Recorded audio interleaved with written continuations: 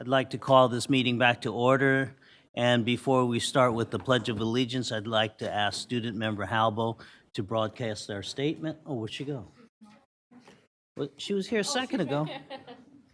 You can give it from there. Don't you have it memorized? Okay, well, then we'll start with the Pledge of Allegiance. The Pledge of Allegiance will be led by Nicholas Elementary School. And if you're ready, come on up.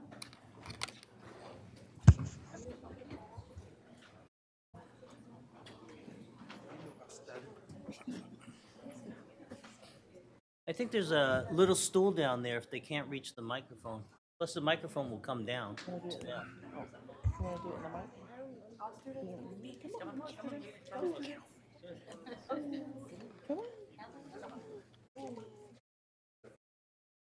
Don't be shy. So nobody wants to do it in that? Nobody wants to do it. Okay, screw that. We'll just do it from here. Okay. You ready? All right. I Pledge allegiance to the flag of the United States of America and to the republic for which it stands, one nation, under God, indivisible, with liberty and justice for all. Stay there.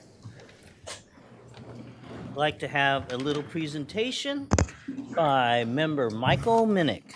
All right. Thank you, Vice President Wu. All right. How you doing?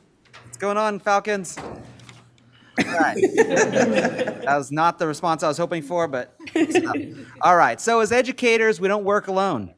We rely on our families to help us build a safe and supportive community to ensure student success. We appreciate the hard work, support, and dedication of the parent group of Nicholas Elementary. And tonight, we're going to honor those parents and their students.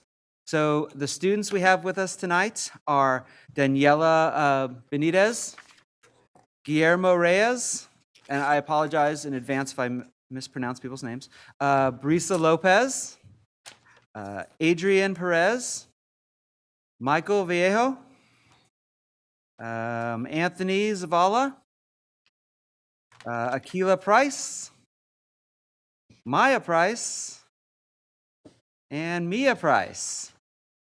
Awesome. I got the whole Price family. So at Nicholas Elementary, there's a diehard group of parents who attend monthly parent meetings, parent leadership academies, ESL classes.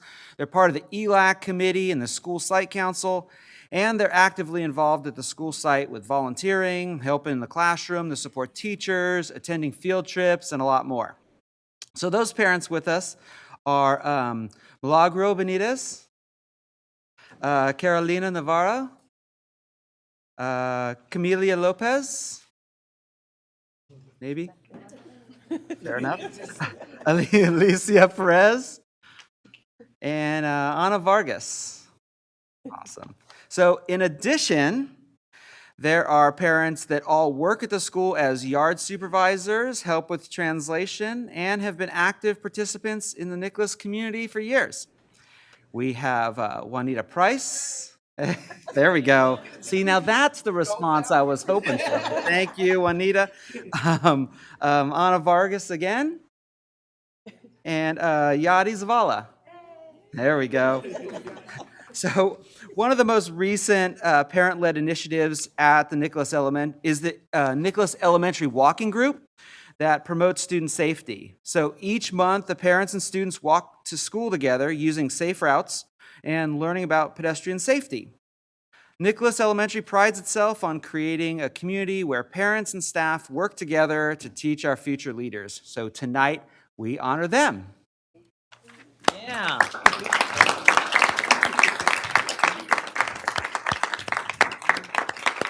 You stay down there. I'm going to come down because I have some certificates for you. And I think member Garcia would like to say something, would you? Your button's pushed.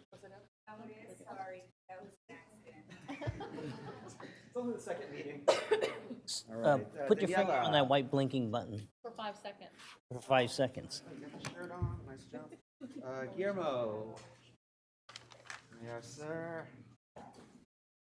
Brisa. Adrian. No?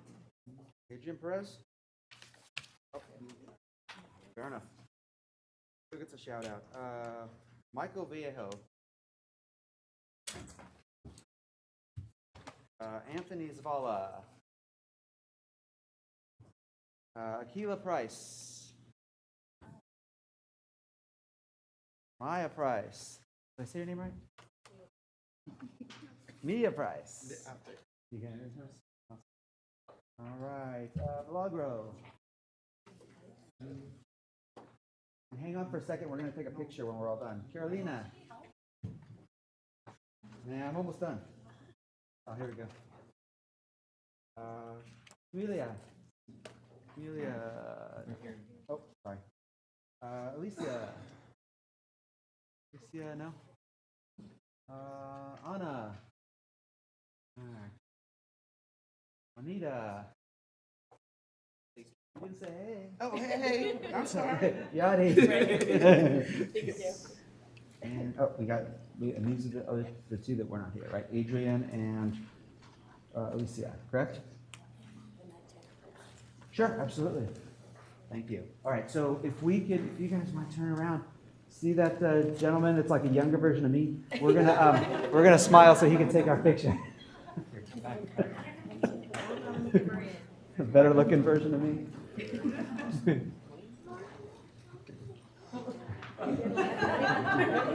Wait a second. Hold on here. Don't just flip it in the back. We need you up close. You're being shot. Come on, Nicholas. Cheeseburger. All good? Awesome. All right. Thank you, guys. Great work. Thank you, Falcons. I know it takes a village, and you brought the whole village here today, so thank you very much. Next, we'll go back to agenda item 4.1, our broadcast statement. Student member Halbel. This meeting of the Sacramento City School Board is being recorded in its entirety and will be cablecast on Metro Cable 14, the local government affairs channel on Comcast, Consolidated Communications, and AT&T Uverse. Today's meeting will air Saturday, January 19th at 6 p.m. and Monday, January 21st at noon, and webcast at www.sacmetrocable.tv. We welcome members of the audience to address the board. Please complete a speaker form located in the back of the community room and give them to our communications representative, along with any handouts you may have for the board prior to the conclusion of the item's presentation. Please speak into the microphone when addressing the board and state your name for the record. Please limit comments during public comment to items that are not on the agenda. If you do comment on an item that is on the agenda, we will ask that you please defer your comments until your item comes up on the agenda. Please also turn off your cell phones or place them on silent or vibrate. Thank you, student member Halbel. Item 5, announcements of action taken in closed session. None, Mr. President Pro Tem. Thank you, sir. Item 6, agenda adoption. May I have a motion to adopt the agenda? May I have a motion? Do I have a second? Oh, who seconded? You moved and somebody second? Who second? I'll second. Thank you. All in favor signify by saying aye. Oppose? Abstentions? Motion carries. Thank you. Item 7, public comment. Mr. Barrios, do we have any public comment? Yes, we have 9 public comments. If you could please line up to in the front as soon as you hear your name called. Lachey Brazil. Lashanya, thank you. Brett Balu, Nikki Malevsky, Alexandria Norton, Kathy Hinckley, Hong Loon Yu, Mary Yang and Crystal Lee, Phyllis Stroup, and Kenya Martinez. Happy New Year, Lasagna. Happy New Year, board members, superintendent. I don't see Superintendent Aguilar. I don't see Jesse Ryan. She'll be But here shortly. Happy New Year. Happy New Year to y'all. Seat warm. Huh? I'm warming her seat. There you go. Okay, that works. Just an update from the Black Parallel School Board. You know I'm Miss LaShanya Brazil, and I want to say Happy New Year to you all again. I would like to give you some updates on the Black Parallel School Board. First, upcoming on Tuesday, February the 19th, 2019, We are hosting our Black Parents Involvement Day. We are asking that all board members please invite their families at their schools to participate on that day. And if you do not have flyers, we'll make sure that you get those flyers. Second, the Black Parallel School Board is very concerned about the Sacramento City Unified District's financial health and deficit spending that will negatively impact students of African descent. That's a large concern we are having, given African American students' academic performance levels are the lowest of all the ethnic and racial groups who attend schools in the district. What we are urging is that the district do not use the district's budget shortfalls in a way that will balance the budget on the backs of our students of color, teachers, and staff as well. And then I will conclude by just stressing that we need to move to a 21st century multicultural education system, a high-quality, cultural, responsive, and community-based learning community. Thank you to you all, and I'll talk to you soon. Thank you.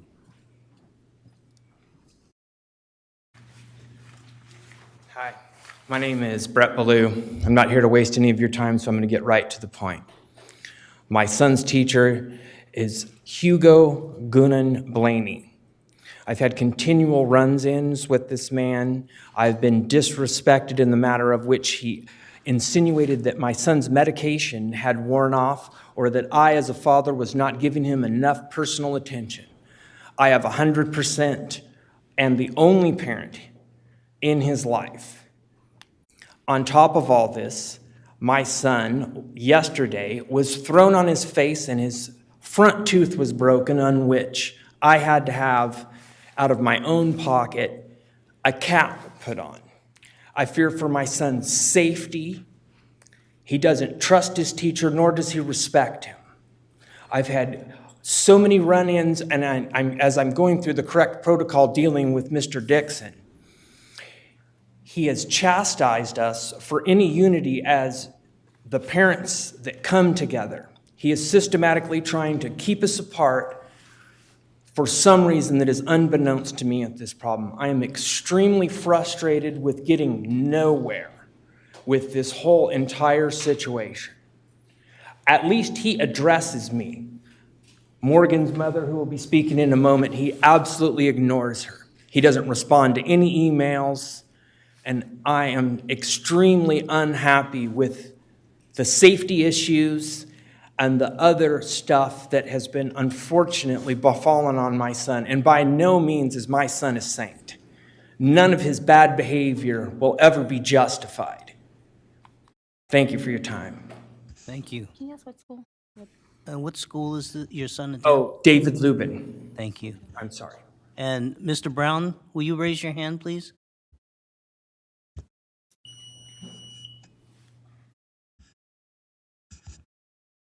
You're not Miss Malevsky. No, I'm Kathy Hinckley. I'm also a parent of, I'm the parent of Morgan at David Lubin, and my daughter is also in Mr. Guinan Blaney's class, and I'm here tonight just to advocate for my daughter. She's 7. After many days of observation, personal observation by myself and my husband, we observed students having a hard time understanding Mr. Guinan Blaney's instructions, and there is a severe lack of classroom management. Other teachers have come into his classroom to ask the students to be quiet because the classes are being disturbed in the other pods. This is a stressful environment for the students. We've had multiple other concerns, including lack of rigor, terrible time management, meaning that Mr. Guinan Blaney sometimes forgets that there are other plans for the days like art class. There's test score inaccuracies, progress reports based on assumptions, parent-teacher meetings not aligning with report cards. Our daughter has been excluded from instruction. Students have been coming and going from the classroom without Mr. Guinan Blaney taking notice, students being left unattended in the classroom, and then the list just goes on. So my husband and I have had multiple conversations and emails with Principal Dixon about all of these issues and more, and feel there has not been substantial change, and most of our recent emails to Principal Dixon go unanswered.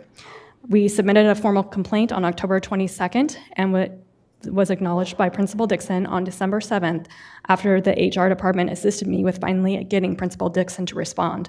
But there has been no resolution to our concerns today, 87 days after filing this complaint.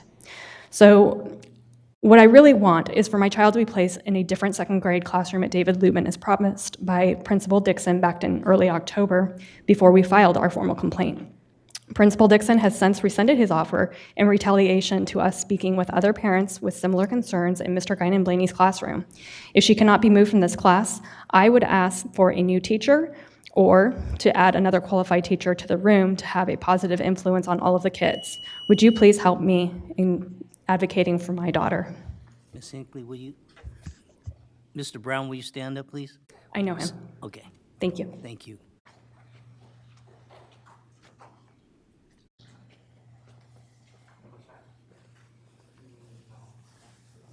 Hello, esteemed Sacramento City Unified School Board members of School Board of Education members. My name is Alexandria Norton, and my son has attended David Lubin since kindergarten and is currently in second grade with Mr. Guinan Blaney's class at David Lubin Elementary. David Lubin is designated as a STEAM school, STEAM standing for Science, Technology, Engineering, Arts, and Math. While the last 2 years have been full of positive learning experiences, I am concerned that Mr. Guinan Blaney's class is not being as well prepared as perhaps other classes, specifically second grade classes, in the STEAM curriculum, as well as other concerns that I didn't fully consider until I had experienced encounters with Mr. Guinan Blaney. One of my concerns is the subject matter that is taught in the class. Inappropriate subject matter such as the death sentence is broached. There is a known gap of children entering third grade, and this impacts their future teachers as well as their classmates because they have to then bring the second graders up to that now level. There is appropriate and inappropriate control of the class. The noise level and the focus is absent. There is psychological manipulation and underhand conditioning. Subsequent actions of my conferences with Principal Dixon on November 9th, 2018 and December 21st, 2018, both conferences following meetings with Mr. Guinan Blaney led to retaliation, and now my son came home with the trophy just last week for being respectful, responsive, and hardworking.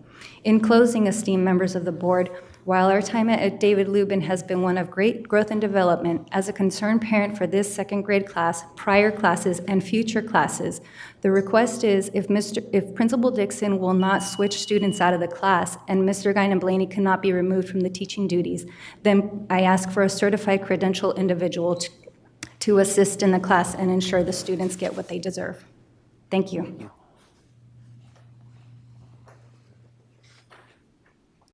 Ms. Malevsky, Happy New Year. Members of the board, those last statements seemed related, so I let them go first. Nikki Malevsky, First Vice President of the Sacramento City Teachers Association. Hopefully you have before you the executive summary of Fresno that was done by the Council of Great City Schools. I wanted to share this with you.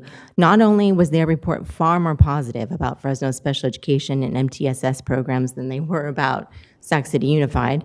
You may remember the scathing report we received. Fresno started out with much better ratios of special ed teachers, nurses, psychologists, and had far lower percentage of students identified for special education. Fresno identifies 10.6% of students with disabilities, and we are at an astounding 13.9%. The report goes on to say, and this part makes me want to cry, because moreover, the superintendent has a strong knowledge of and expertise in special education, and he is dedicated to leading changes in Fresno's students with disabilities. Immediately after the preliminary briefings of the council team, the superintendent and board took action to add 59.5 FTEs to the program in 18-19 at a cost of approximately $5 million. This included an extra 16 FTE for special education teachers, 24 for special education, 5 psychologists, more paraprofessionals, more speech and language, and more nurses. Our council's report was done in 2017. What did our district do? It hired another administrator in special ed. Every other staffing improvement and increase in services to the students, the teachers have had to fight for, either by contract enforcement or negotiations. The added program specialists, counselors, nurses, psychologists over the past few years, that was us, and it wasn't enough. One of the cornerstones of our contract agreement that you ratified in December was agreed upon goals for staffing, that teachers would look for savings in our healthcare, and that all of that money, any savings found in our healthcare, would go specifically to those supports for students. You ratified and agreed to these goals, Superintendent Aguilar. Elementary, K through 8, 24-1. Secondary, core classes, 28-1. Other subjects, 35-1. Special day class, elementary, 12-1. SDC, moderate to severe classes at elementary, 8-1.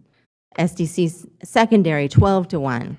Nurses, 1 to 75, 750 students. Librarians at every secondary school, and on and on. These were the goals that we agreed to. And we agreed that every cent of any savings found in our healthcare would go to that.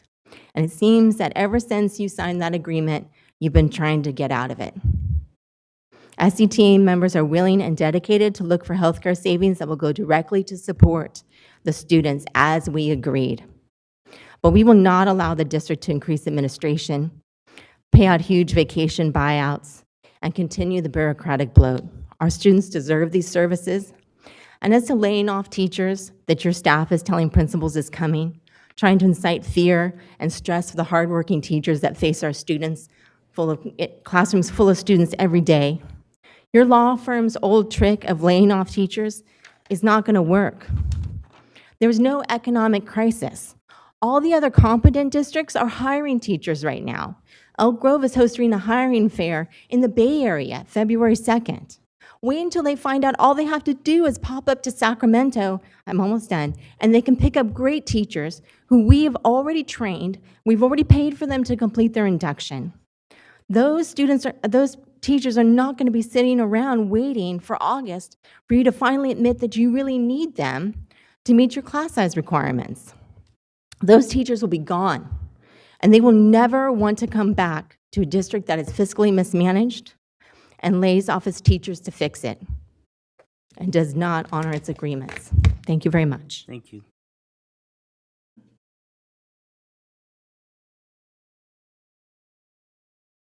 Good evening, board member. My name is Hong Yu. I have 2 children in your districts.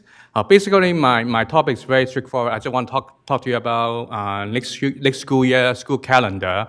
I would like the school board to consider release the next school year calendar earlier. Now it's January, but I didn't know next year's school calendar. That's important for us as a parent to plan for summer, because I know a lot of students that, because they always thought the school start the same as this year. So, but it turns out it's probably not the truth.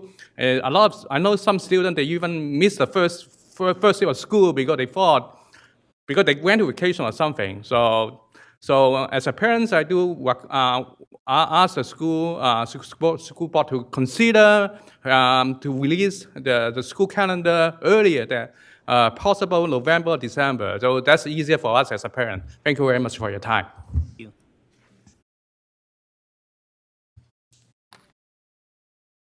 Oh, sorry, go ahead. Sir, Superintendent. very Mr. quickly, Hong? to respond that we do hope to have some communication going to our families on that topic around our academic calendar. Okay, thank you.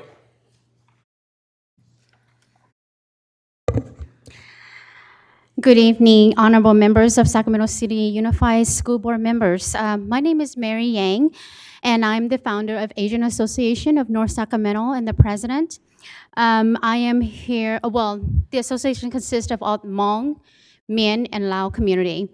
I am here with the Sacramento U-Mien Association Vice President Crystal Lee to formally invite each and every one of you to our first U-Mien Festival being hosted at the Harmon Johnson High School. Good evening, honorable members of the Sacramento City Unified School Board members. My name is Crystal Lee, as Barry said, and I'm the vice president of the Sacramento U-Mien Association. And I want to let all of you know that Sacramento has the biggest concentration of U-Mien people outside of China, so about 15,000 of them. We have not had a festival here in about about a decade. So this festival is really something to look forward to for the community, and we really encourage all of you to come out and show some support for your students. We would have not been able to make this happen without the collaboration of the Union Student Club and the Hmong Student Club at Hiram Johnson High School. And so if you guys can come out, that'd be great. Yeah. And we'd also like to approach the board and just give you our flyers. Is that okay? Yes. Could you give us also the date? Yes, that is February 16th. It's a Saturday, and it's from 10 a.m. to 6 p.m. at the Hiram Johnson High School. Honorable members that we'll have there is the Daryl Steinberg, the mayor, and we'll also have Steve Lee, the mayor from Oak Grove. Thank you. Thank you.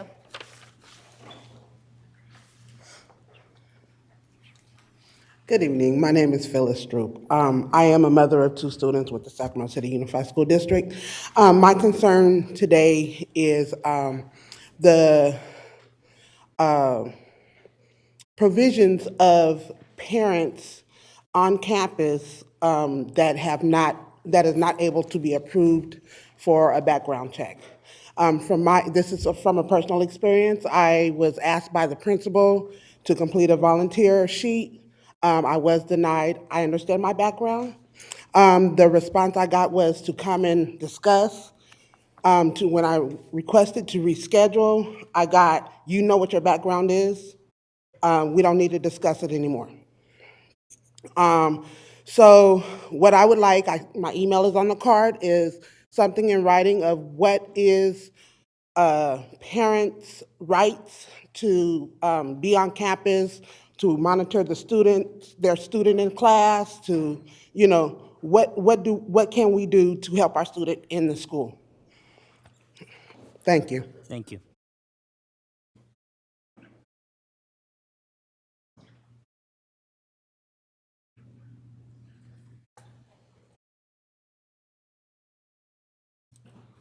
Good evening, school board members. Good evening. My name is Roz Myers, and I'm a parent within the Sacramento City Unified School District, and I live in the Meadowview area. I have a question. It is my understanding that the school district will be closing schools this summer.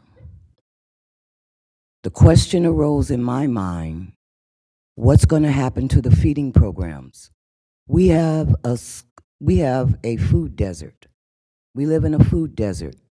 Our children depend on these meals for nutrition. Our children depend on these open, safe sites for engagement during the summer. So my question is, under current circumstances of a deficit, are you planning to close the school sites? What is the plan for relocating the food partnership programs? And how do we meaningfully engage our children over the summer? I don't want all of these children unengaged and into mischief. I certainly understand that, Ms. Myers. Are you able to share with us where you've heard this information? Because up at the dais here, we're not aware that we're closing schools this summer. Well, maybe you need a information program out there because parents are of that belief. There are a lot of parents that are very concerned.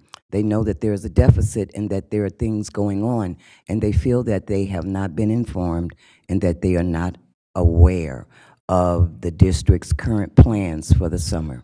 Fair comment. Thank you.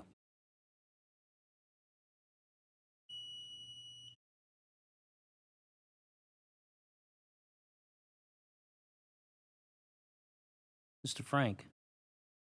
Long time no Evening, see. President, Vice President Wu O, and Superintendent Aguilera. My name is Frank DeYoung, Sam Brannan Middle School. I'm a grandparent with 2 children there.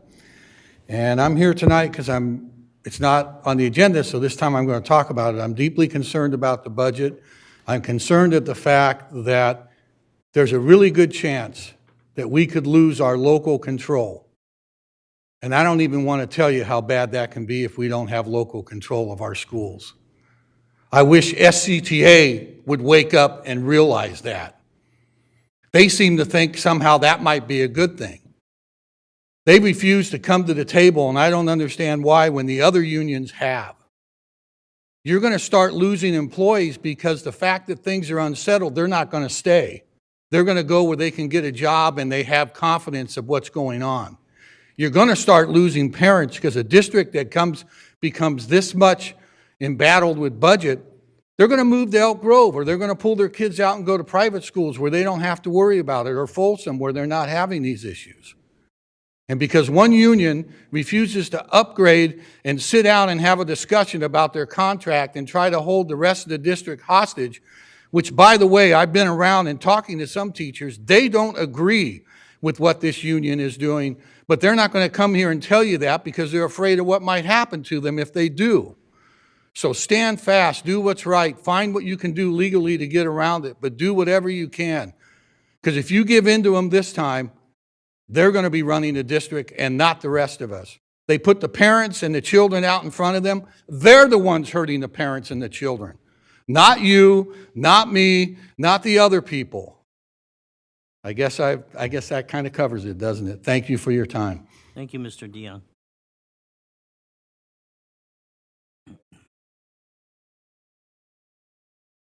Good evening, board members. Allow me to introduce myself. My name is Kenya Martinez. Welcome, board member Garcia, board member Malevsky. Did I say that correctly? Okay, good. I'm coming to you actually for three things. I didn't even know these parents were going to appear here tonight, but I actually attended a meeting at David Lubin, and I had the opportunity to meet with their principal, who was very disrespectful to me and another parent when we inquired as to why there wasn't a substitute teacher for an IEP meeting that we had to attend. So that's the first thing that I want to bring up. I would say it was also racial, but I'm just going to leave it at that. The other thing I wanted to bring up is something that is currently happening at the school that my son attends. I've talked about this before during the last board meeting, which is we have a principal, her name is Dr. Bolton, who has willfully and defiantly refused to let our RSP teacher push into special education, well, actually, push into classrooms for our special education students. These are students who have not received their special education minutes. Some students have failed. Some students have left the school. The principal has actually bullied some of the students out of the school. And so I would like the board, as well as the administration actually, and I know that there's an ongoing investigation, but like I told your ombudsperson when I talked to her, you are asking the abuser who's doing the abuse. So I'm just putting that out there. Then the other thing that I wanted to bring up, and I'm actually going to read about something that happened to my son. It's just going to take one more minute. So in September 2018, President Aguilar, you sent a letter to the district parents that they would be taking the PSAT prep course. So I was informed on October 5th that my son would not participate in the PSAT prep course. Well, actually, I wasn't informed, but that he was not accommodated in time. My son is visually impaired. He requires a 24-inch font in order for him to see and access his educational material. The ball was dropped on him.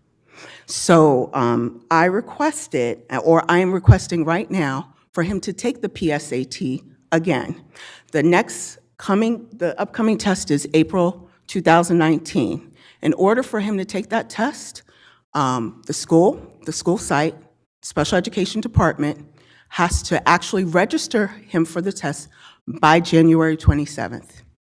So that's right around the corner. So I'm asking you with due diligence and to expedite, make sure this happens for my son.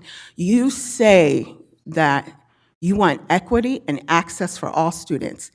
Please make this right. That's it. Thank you. Thank you, Ms. Martinez. Hi, good evening. My name is Angel Garcia. I'm a parent of 4 children in the district. I'm also a member of the Coalition for Students with Disabilities. I wanted to introduce myself to the new board members, Leticia Garcia and Lisa Morowski, who I met a few months back. Happy New Year. I wasn't able to attend the last board meeting, so hello to all the board members and Happy New Year.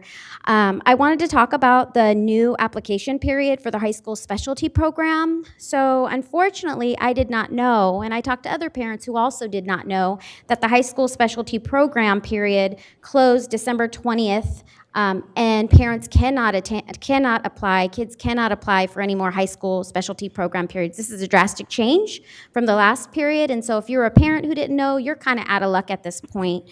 And so I would say, in the spirit of equity, access, and social justice, a lot of our kids with disabilities have their IEPs in the springtime, or they're getting planned, right now. There's discussions happening right now. And so I think that giving folks a little bit more time to look what's out there, do school visits, look what serves their kids' needs is really important. And so this, to me, I consider myself fairly involved parent, and I did not really know about this new application period. And so I hope the board would consider that and seeing maybe to open the application period again for other parents, because I know I'm not the only other parent who missed that. There's another parent here who also missed that. So I look forward to working with the board, superintendent, and good to meet both of you. We have one more public comment from Angie Sutherland. Happy New Year, Ms. Sutherland. Hi, everyone. I'm Angie Sutherland, and I wanted to alert you to a recent bill that passed as of January 1st. It's AB 2657, and that's on student restraint and seclusion in schools. And what it does is it allows a school to use the behavioral restraints or seclusion only if a pupil's behavior means that there's a clear and present danger of serious harm to the pupil or to others. And it does allow their use, it does not allow their use for coercion, discipline, convenience, or retaliation. The bill requires that schools report on this data annually to the Department of Ed. So this has always been one of my biggest fears. I've known of many situations of restraint and seclusion going wrong to where students suffer from trauma, they're injured seriously, or even death. And it can't be a go-to practice. I've seen it used when a child is disrupting class or refuses to do classwork. It's not the intention, but it snowballs. It has snowballed into where it becomes a situation of that. So as a parent of a child with autism, I've always been hoping that they would have legislation to require stricter requirements. And so I'm really happy about it because I know that positive approaches do work. My daughter suffered restraint and seclusion in 2nd grade, and in 3rd and 4th, she had some wonderful interventions with a wonderful special education teacher who used positive behavior supports. So I know it works, although my daughter still suffers today from the trauma from that. So board members, I would like to make sure that it's on your radar that the district is supposed to be training staff and alerting everyone to this requirement, and they should be filing the reports. When it happened to us, there were no reports. And so I urge you to please hold the district accountable for this so that they can provide training to all staff in positive behavior supports. Thank you. Thank you for bringing AB 2657 to our attention. Are there any further public comments? No other public comments. Then we shall move on. Next on our agenda is item 8.1, Expanded Learning Summer Program, first trimester, first quarter results. Dr. Taylor. Dr. Edwards here.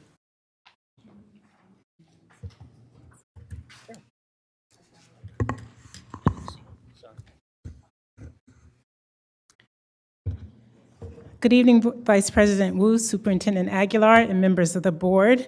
My name is Iris Taylor. I'm the Chief Academic Officer, and I'm joined tonight by Ed Eldridge, our Director of Strategy and Innovation, and Matt Turkey, our Assistant Superintendent of Curriculum and Instruction. And we're here tonight to share with you an update on our analysis and evaluation of the performance of students who participated in the Expanded Learning Summer Program, taking a look at their first trimester results.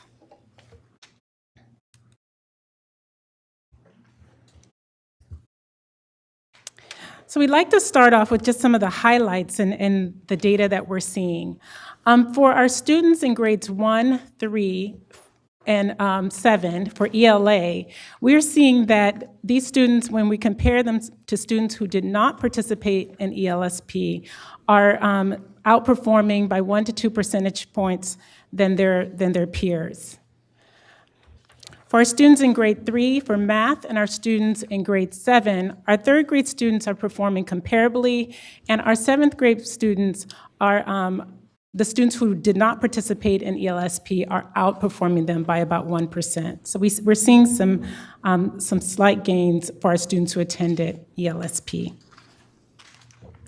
So in tonight's presentation, we will share with you how we are engaging in this analysis of the impact of the ELSP program, and we'll also share with you the data, the type of data that we're looking at to determine if our students who participated in the program are retaining some of the skills learned in comparison to the students who did not.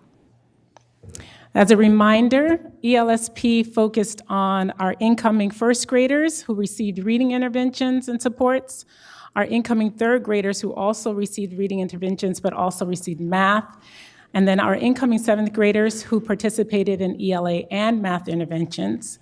We also had a component of our program for our students who are in 7th and 8th grade, an enrichment component focused on PSAT preparation and argumentative writing. And then finally, at the high school level, the focus was on credit recovery and gaining original credit enrichment for enhancing A through G completion and graduation. Thank you, Dr. Taylor. Good afternoon, evening, members of the board, Superintendent Aguilar. Last spring, students were selected to participate in ELSP intervention based on unsatisfactory grades, in ELA and mathematics.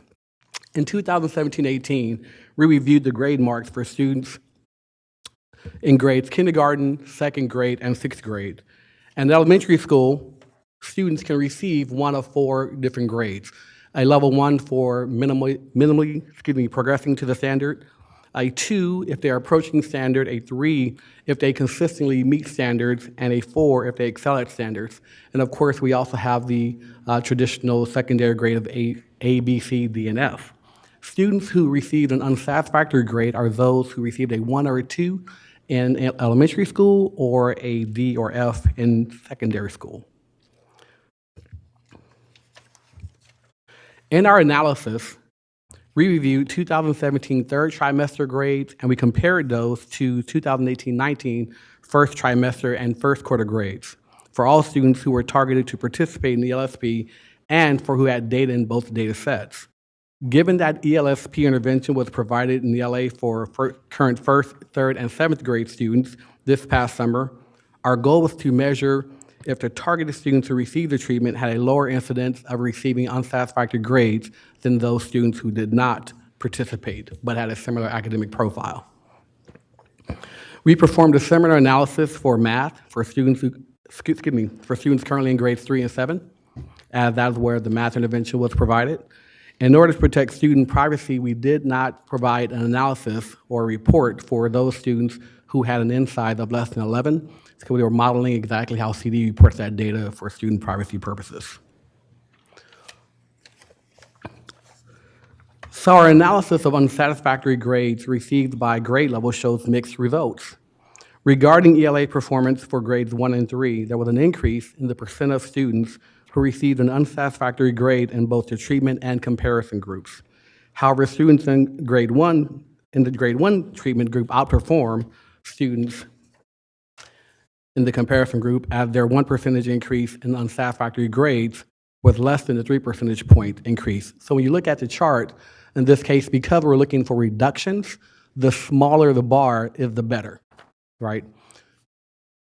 Because elementary students received multiple ELA and math grades within the grading period, there are more opportunities for students to receive an unsatisfactory grades. So if you look at the chart and you see, for example, grades 1 and 3, they have small percentages, but then you look at grade 7, in grades 1 and 3, those students can get up to 10 ELA grades in a particular period, and they can get up to 6 math grades. If they receive one unsatisfactory grade in those periods, then they are deemed as receiving an unsatisfactory grade. Whereas in secondary school, they have 1 ELA course, 1 math course per period, they get 1 grade per period. So that's why you see that order of magnitude in that difference.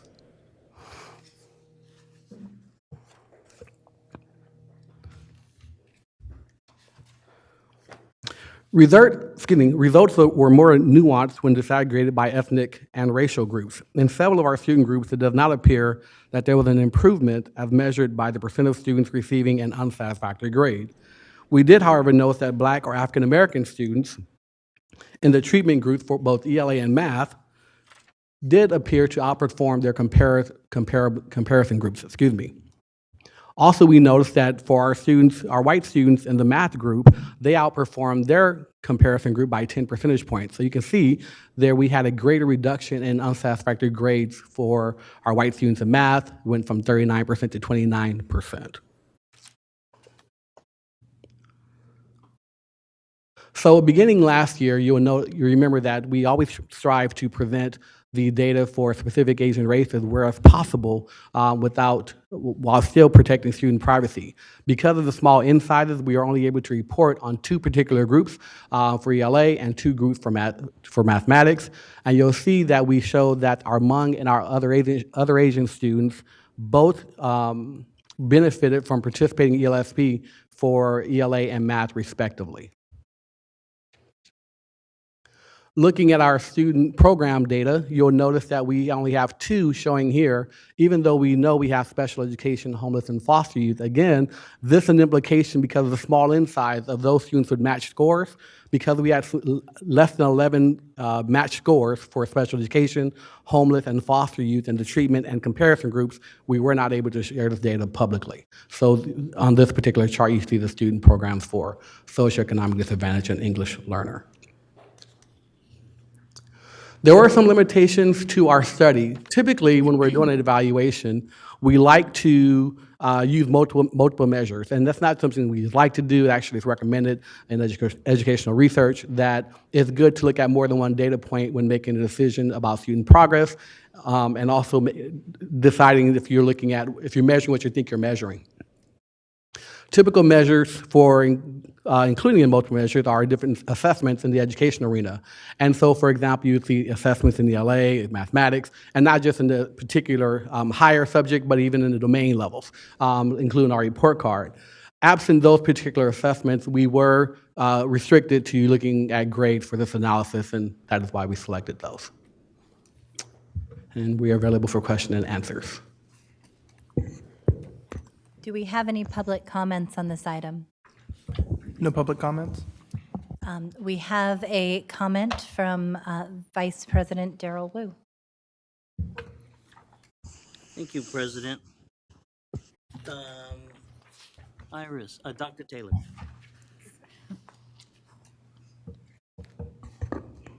When you were making the introduction of the grade levels and you were referring to comparability between those who had entered into the expanded learning summer program and those that did not, the children who were primarily targeted or introduced to the early learning summer program were those who had been behind. Correct. So when you refer to comparability, do you mean that after the summer learning program, they have caught up? They're no longer behind? So comparing those students who were identified to participate in the expanded learning summer program because of poor marks, and those who actually participated. So then their performance, comparing the two groups. Okay, thank you. Do we have any other questions or comments from board members? Vice President Minnick. I just wanted to clarify, so I understand from the last slide, those limitations of, without kind of the more kind of specific assessments that it's difficult to get a true sense of, how accurate this information. So I guess my question is kind of based solely on since we're basing this solely on grades, knowing that those are somewhat subjective because teachers assign grades and teachers are human, like how accurate can we feel this information is in terms of like the impact that the ELSP had?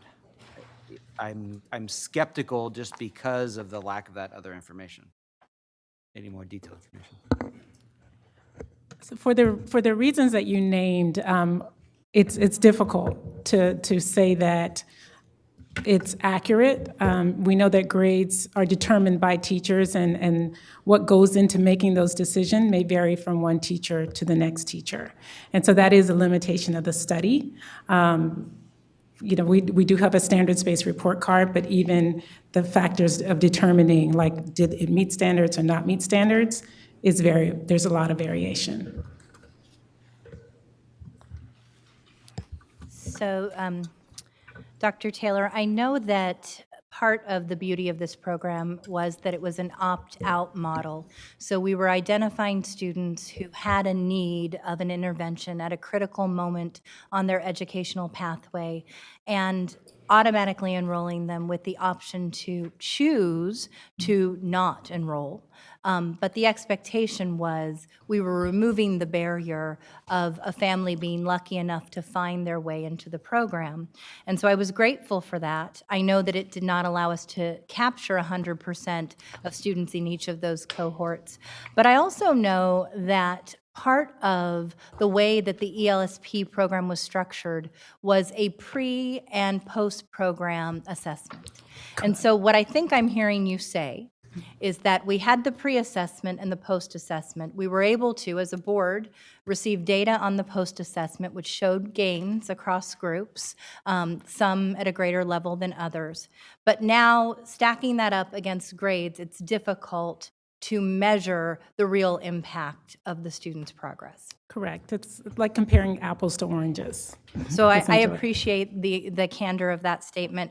I will tell you, and I know I've talked a lot about the fact that my daughter was an incoming third grader and struggling academically and went through the program. I think there are things that couldn't be measured, either by grades or by the assessments. The fact that my daughter went in feeling academically weak and having her confidence shaken as a result of a really difficult second grade year.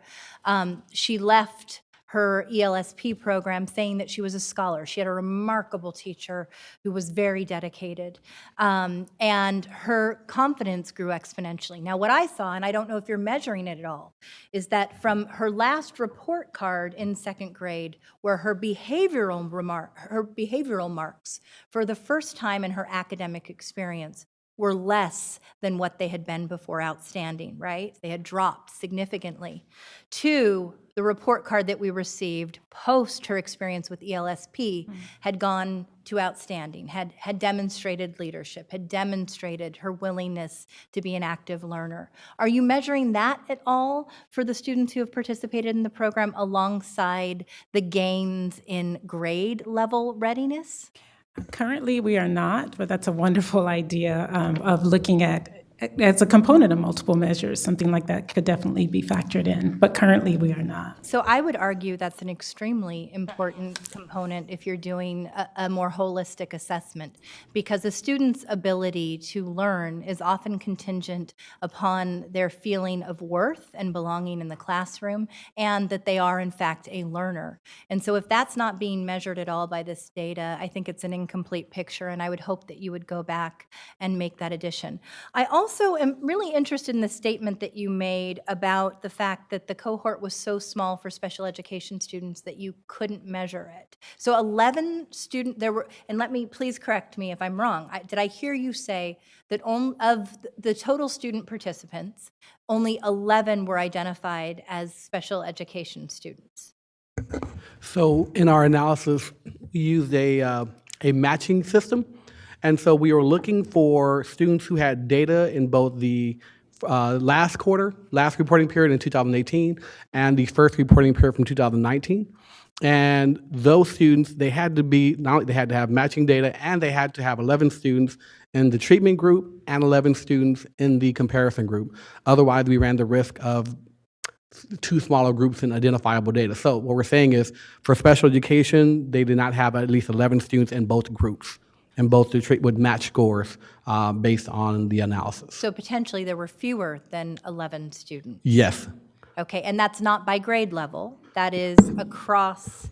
For the first, third, and seventh grade levels, yes. So I find that astonishing, and you know, navigating the special education experience with my own daughter, she as a student with an IEP, receiving special education services, benefited greatly. And so I would really like to unpack that further. I know that based upon the feedback from the Community Advisory Committee about how we communicate with our special education parents, you know, we've changed practices to make sure that we're doing regular calls to invite our special education parents to participate in the Community Advisory Committee to more timely, in a more timely fashion, post information.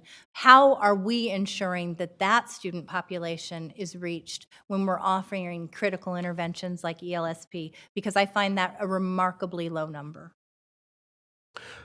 Go ahead, and I'll share that. Looks like we have. If you don't mind me responding to that, Board President Ryan, also just wanting to know that there is a summer program for our students with disabilities, and the methodology and evaluation this is not inclusive of those students as well. These were just the students who participated in our expanded learning summer program. It doesn't include ESY, which is the extended school year program. So how was a determination made that one program was a better fit over the other for our special education student population? Yeah, so the extended school year is really driven by the IEP that calls for students to have a specific program. Whereas the ELSP program we were looking at that grade criteria as the indicator for overall. So there could potentially, you know, there are different variables that might go into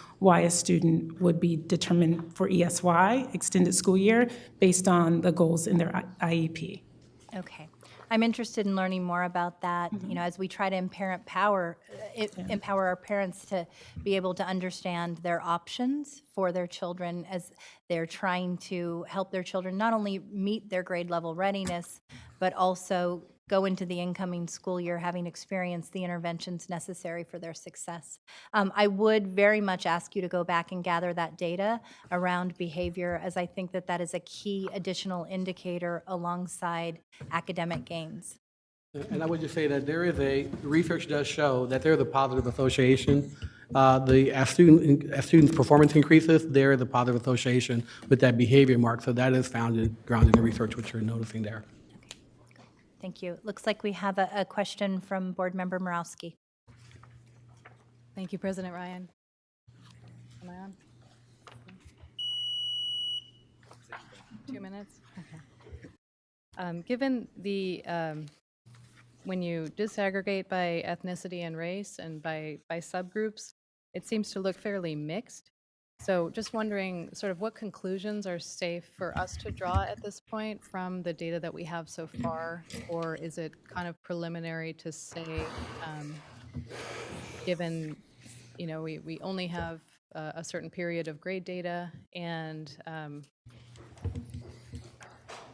you know, but basically what conclusions can we draw at this point?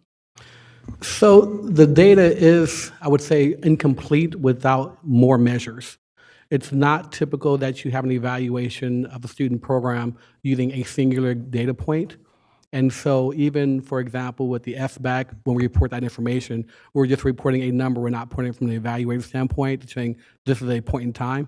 So you can look at this as a point in time measure, but it's not really enough data outside additional more measures to make some definitive statements, I would say. So it's too soon to judge, sort of effectiveness would be your conclusion, or? I would say it would be helpful to have some multiple additional measures to include in this data set.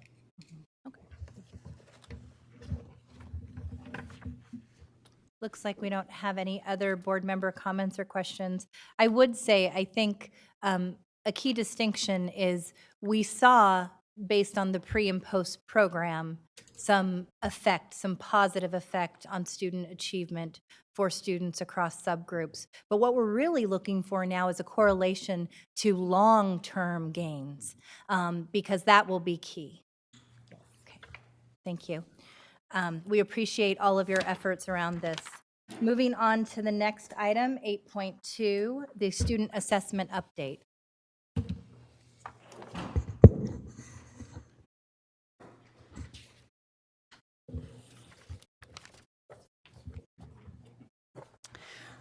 Good evening, Board President Ryan, Superintendent Aguilar, and members of the board. Again, I'm Iris Taylor, the Chief Academic Officer, and with me for this presentation is Matt Turkey, our Assistant Superintendent of Curriculum Instruction. And we're here to just share with you an update on the status of student assessments within the district. In tonight's presentation, we will share with you just some of the driving governance that speaks to the importance for utilizing assessments for monitoring student progress and for informing teaching and learning. We'll also share with you the current reality of the assessments that are being administered within the system, and then our proposed additional assessments, and end with questions.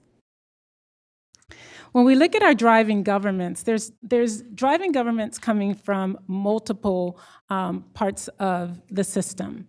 At the local level within the district, we actually have board policy that speaks to the importance of monitoring student progress in evaluating student achievement, for making decisions about promotion and acceleration, and for student assessment.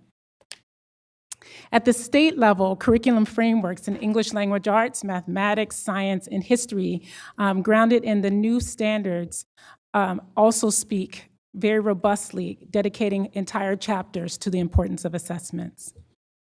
Additional guidance comes from the California Dyslexia Guidelines, as well as California's guidelines around a multi-tiered system of supports that speaks to the importance of multiple types of assessments, including universal screening, diagnostic, progress monitoring, for ensuring that students are making progress towards grade level standards. And then finally, not quite finally, but within Ed Code, when we look at our English learners, the legislation actually calls out the use of local assessments as well as English language development assessments for making decisions about English learner reclassification. And most recently, the federal government approved California's ESSA plan, and within that, there's regulatory guidance in terms of the use of Title I funding, calling for, again, the evaluation of programs using assessment information.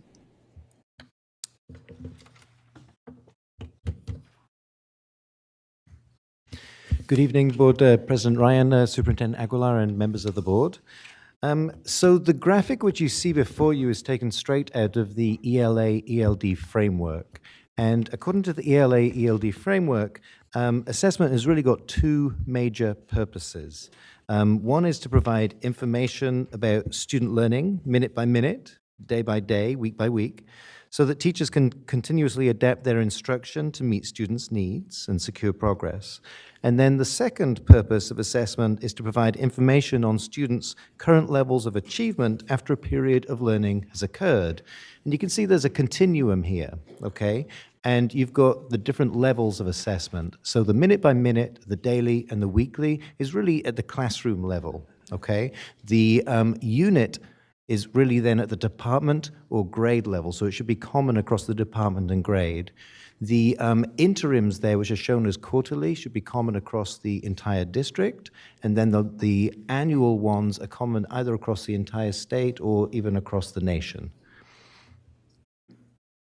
The only assessments which we currently have at the district level, going across the entire district, are those large-scale summative assessments. What you see here in this table is all of the assessments we have at a district level across the entire system. So I'll talk you through it briefly, okay? So that first batch of assessments there is a CASP. So that's either the SBAC, which is English Language Arts and Math, or it's the Science, and then the alternative assessments for students who have that written within their IEPs. So that would be once a year for grades through 8 and 11, and in the Science, grades 5, 8, and 12. The next batch of assessments are for our English learners, and there's the LPAC initial assessments. So those are for newcomers to the country within the first 30 days of enrollment, and that's a one-time deal, okay? And then you have the LPAC summative assessments, which would be for all English language learners across the system every single year. The PFT is the physical fitness testing in grades 5, 7, and 9. And then the NAEP, the National Assessment of Educational Progress, is otherwise known as the nation's report card. And those are randomly selected schools and randomly selected students within those schools, of which we don't get the data. So if you just think basically just a sprinkling of students here and there, and that's it, okay? We then have our gate identification across the board in grades 1 and 3. And then we have our college preparation tests, so the PSATs in grades 8, 9, and 10, and the SAT, the actual SAT in grade 11, the IB and AP exams for mostly 11th and 12th graders, and then finally the California Seal of Biliteracy in grades 12. Now, as you go through all of this, what you can see is that we don't have many assessments, right? I mean, in most grades, you've pretty much got one assessment in ELA and math, and that's starting in 3rd grade, okay? Also then, look at the timing of the assessments. They're all in the spring, and then when we get the results of these assessments back, it's in the summer, which means that basically no stakeholders in terms of educators, parents, administrators, could actually see during the school year, how is my child doing on a benchmark on the same assessment which other kids across the entire district take. So can I compare my student with other students? As a teacher, can I compare my student with other students? And then what interventions can I make? We can't get that until the summer, and then, I'll be honest, you move on to a different teacher's classroom, right? There's also another big gap, which this shows as well, and that's for EL redesignation. For EL redesignation, students really need 2 things. You need to do well in the LPAC, so that's one, so all students get that, grades K through 12, no problem. The second is the students would also need to do well in an English Language Arts academic assessment, which is the same across the entire district. It has to be common. Now, the only areas where that happens is the SBAC in grades 3 through 8 and 11. Otherwise, we don't have anything. So if you're an EL student in a different grade, then you're out of luck for redesignation.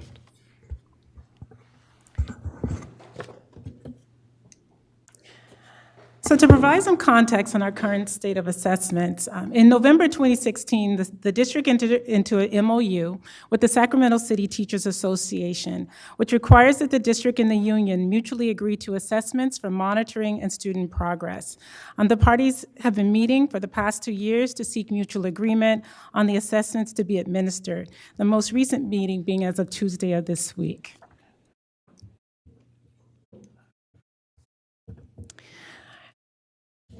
To share with you just some of the impact of the assessment, the current context of assessments within the system, this is a snapshot of a letter from the Office of Civil Rights regarding our agreement with them around the resolution of some disparities that we were identified as having in terms of gate identification. And what this really calls out is that within our initial agreement, our resolution, we had established an assessment process for gate identification. And within the 2 years following that, we were beginning to see some gains.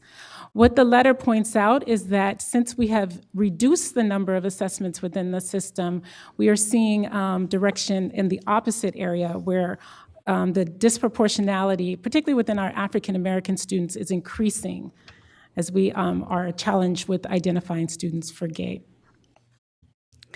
So here, as I'm not going to belabor this, but this is just a different view that shows for grades K through 12, when are assessments within the system? And you'll see this is a snapshot of SBAC and when they're occurring. One thing to note is that the assessment window opens in March, but it closes in May, and most of our assessments, schools assess in late April or May for SBAC.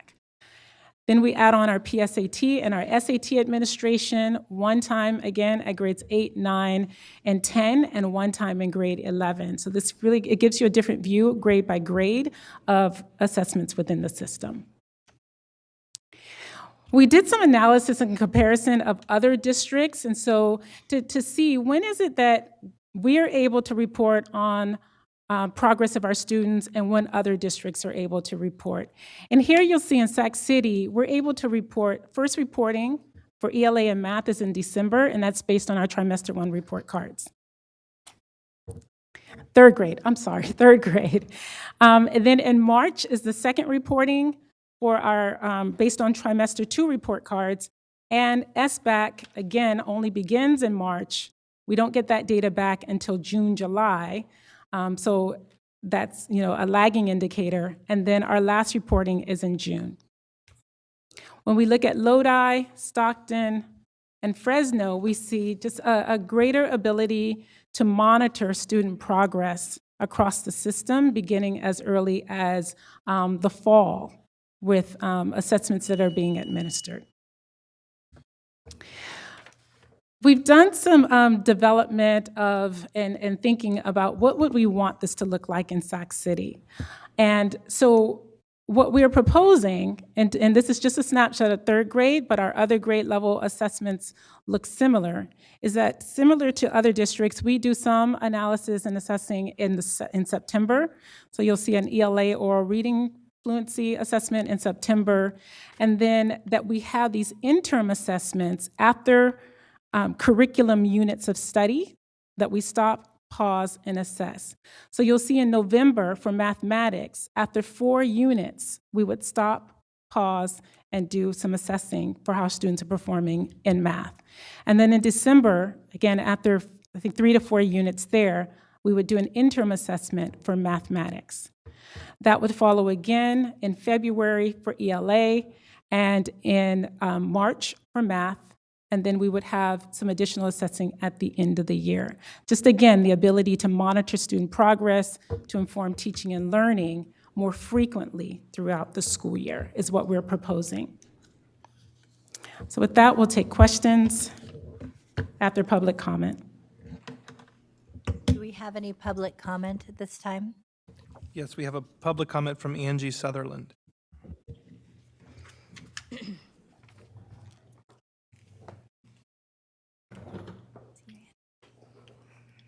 Good evening. I just wanted to say that I wholeheartedly support the need for more assessment to take place in our district. I know as a special ed parent, our kids are falling way behind, as you can tell by the data, the gaps in English language arts and graduation.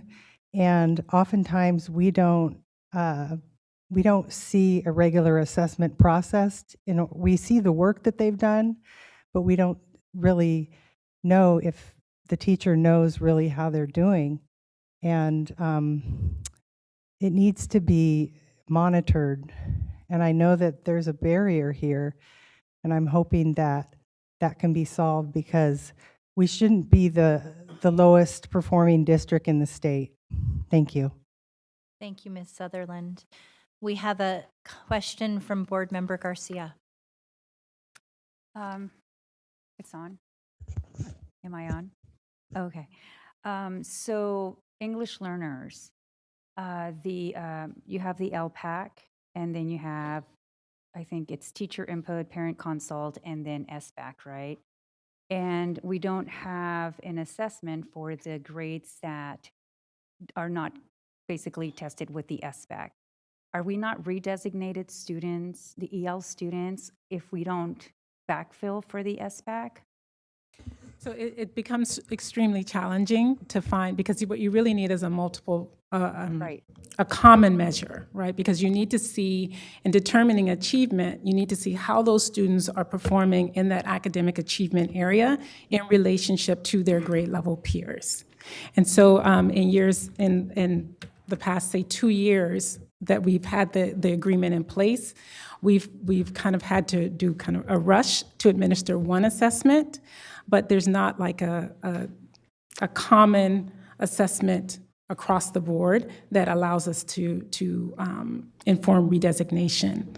And it's one other data point. What we'd like to see is that our English learners have multiple chances throughout the school year to be able to show that they're able to redesignate.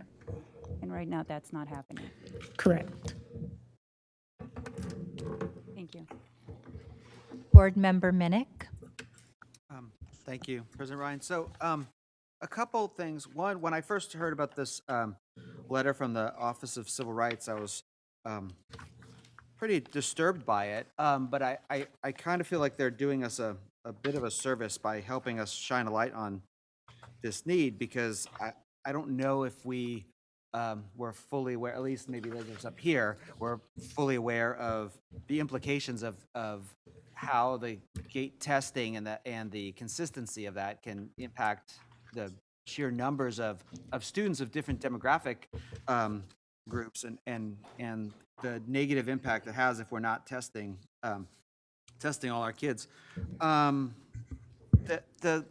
I did want to ask, and I think I know the answer to this, and you've chosen a few other districts that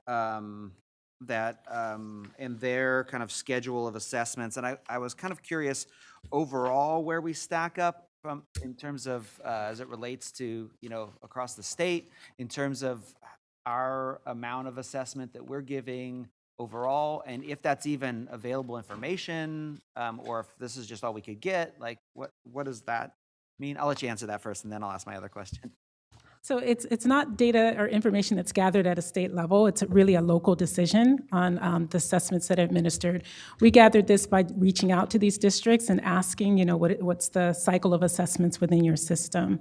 Of course, we could do that more broadly, but it's not information that the state gathers across districts. Have like an average of, like what typically the amount of assessments that are going on in districts compared to where we are. Correct. Okay. But just in, different collaboratives that I have sat in and others have sat in, a 2 to 3 year type of interim cycle is pretty common. Okay. And so then my other question, so I'm not a fan of tests, just in general. I mean, for myself or for anybody, to the point that I don't even give tests to my students at the college. But I do assessments every week, every 2 weeks, just to make sure everybody's on track and we're all moving forward together. So I guess my concern when we start talking about assessments, I get a little bit nervous because sometimes it means a lot of testing. I guess my question then is, when we look at kind of all these additional assessments, what does that look like? Are these more tests? Are these things that are incorporated in the curriculum that the kids don't even know they're being assessed? Like, because I feel like there's testing that gives anxiety to kids at all grades. And then there's, assessments that can happen and the students don't even realize that they're being kind of checked up on. So, and I know it's probably different for each category, but if I'd like maybe a little bit of understanding of what those additional assessments would look like kind of in the classroom? Yeah, so what we're looking at, and I put this graphic back up because this is from the state, that just speaks to the different types of assessments for different purposes. But what we're looking at is looking at our curriculum resources, right? The materials that teachers use on a regular basis. And within those resources, there are what are called interim or benchmark assessments, which assess the learning after, say, 2 to 3 curriculum units have taken place. And so it's not assessing something outside of the scope of what students have learned within a given period of time. And we think that's important, that they're not necessarily seeing content that they may not have already been introduced to.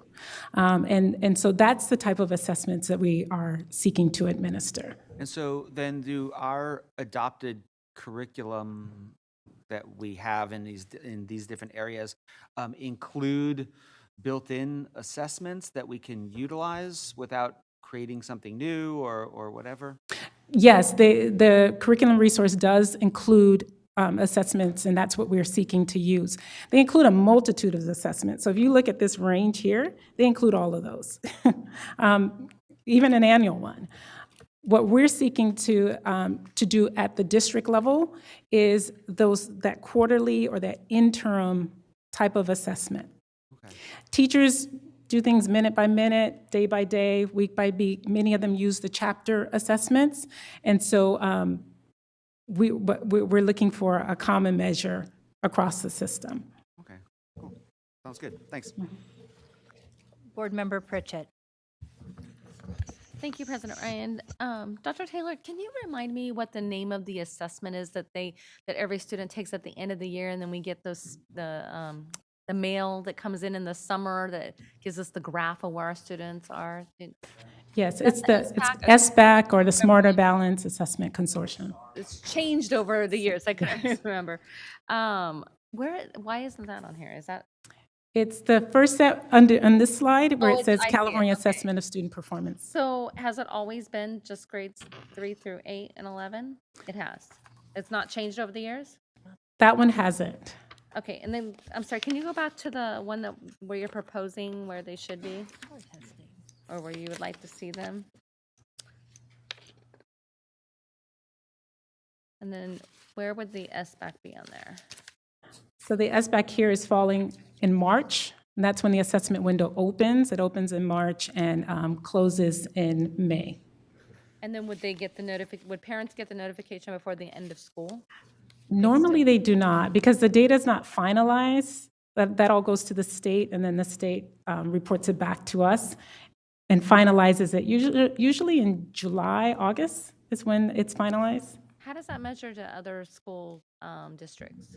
So that assessment is statewide, and so across the state, everyone's getting their data around the same time. And so everyone's getting their notification during the summer? Yes. Okay. I wish we could change that. I know as a parent, it always drove me crazy finding out that my kid was behind during the summer, and then they were behind going into a new grade. So Yes. thank you for clarifying that for me.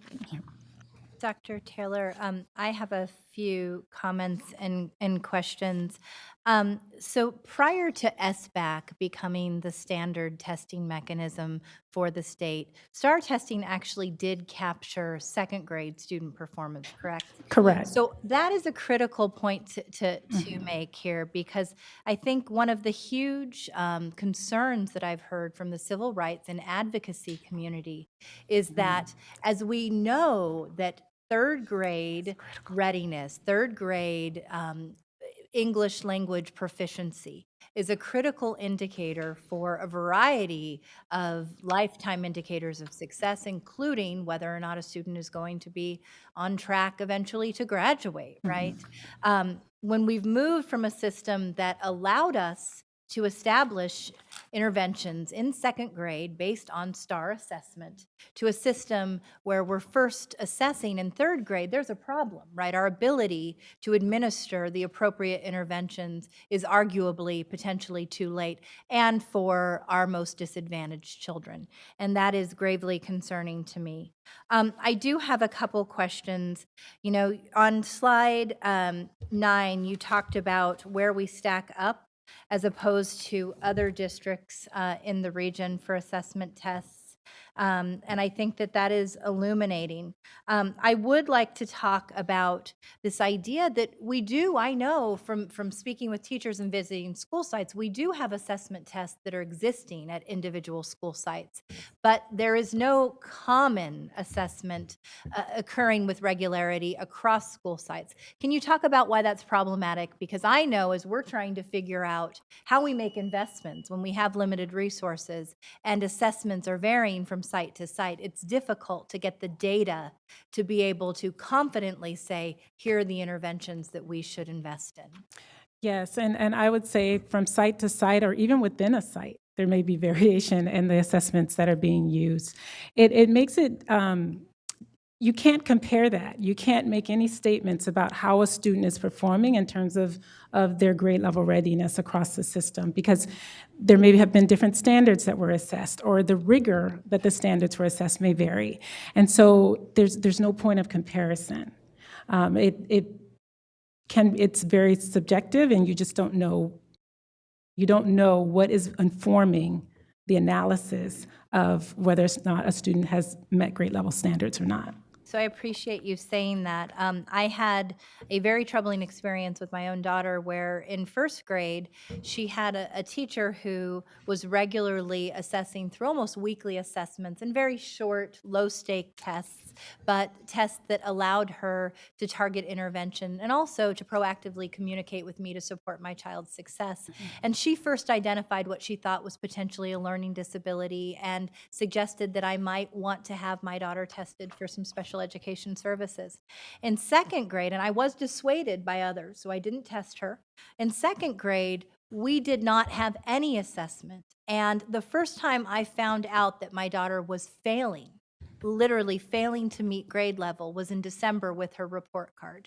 And I was told, you need to do something or your daughter might be retained. Now, can you imagine as a parent how it feels to hear that when you've already lost 3 critical months in the school year? And so I cannot drive this point home enough, absent the STAR testing, how critical it is that we figure out a way to regularly assess our students, particularly at these key learning points such as second grade. My final piece, and then we have a question from Lisa Morawski, is around the slide that you have on the OCR complaint. I'm very concerned. I remember being quite direct and unhappy with a B article that had been written a few years ago about the disparities that were existing in gate identification and placement, recognizing that children like my children were being left out. And we saw some gains as a result of changes that were made. And what you're saying is the Office of Civil Rights has said we've slid backwards, and it's in part due to the changes in our assessment practices. Yes, that is the case. We were seeing upward trajectory movement across our different subgroups prior to the change, and they've noted that, and we're still under the review, and still will be reviewed in the upcoming year to see how our performance is for our gate identification and services. So clearly there are equity implications, and Huge. That is gravely concerning to me. So thank you. Board Member Morawski. Thank you. Dr. Taylor, could you walk us through how using standardized assessments actually improves student achievement? Because I think that's what we're all focused on, right, is the kind of the bottom line. And it may not be apparent, how that actually works, because there are, site-based assessments and so forth. So what does that flow chart look like? Yes, and so the use of the standardized assessments or the common assessments across the system, really it's tied to, yes, the administration of the assessment, but more importantly to the use of the information that's received. What a common assessment will allow us to see is how students are performing in comparison to their peers across the system. So it takes us out of our fishbowl, so to speak, to see how are students comparing to students across town, so to speak. It also provides us, when we can look at, say, the item level, we can get down into on this particular item, these were the patterns of errors within a particular item. It really helps us then to inform, like, what should the instructional practice be then, given that there's this pattern of wrong answers on any particular item. So really, it's grounded in what is it that we do with the information that's critical. And then I would also speak to the quality. The quality of the assessments is vital. So we don't want to just give assessments to give assessments, but we want to give assessments that will provide good information that are aligned to the standards so that we can speak with some confidence about whether or not our students are progressing. If I may, just one last comment.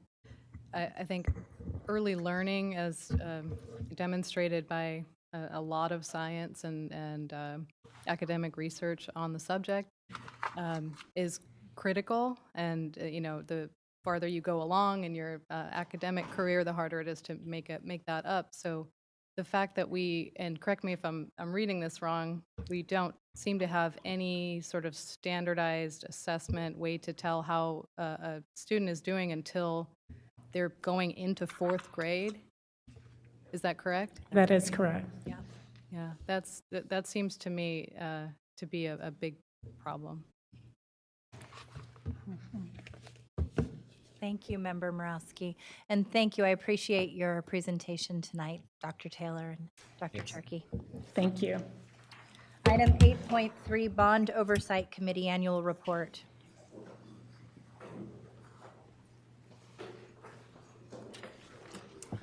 Good evening, President Ryan, members of the board, and Superintendent Aguilar. I'd like to ask Alex Visaya and Brian Hill to come on up if you guys would like. And then before I turn it over to our chair of the BOC, which is Michael Watanabe, I want to just reiterate to the board that this is an annual report that we are required to do every year. It's always a year in arrears, so we're kind of reporting on some old data. And because of the board schedule, we got pushed out a few months trying to find a slot to do this. So I'm going to turn this over to Michael Watanabe.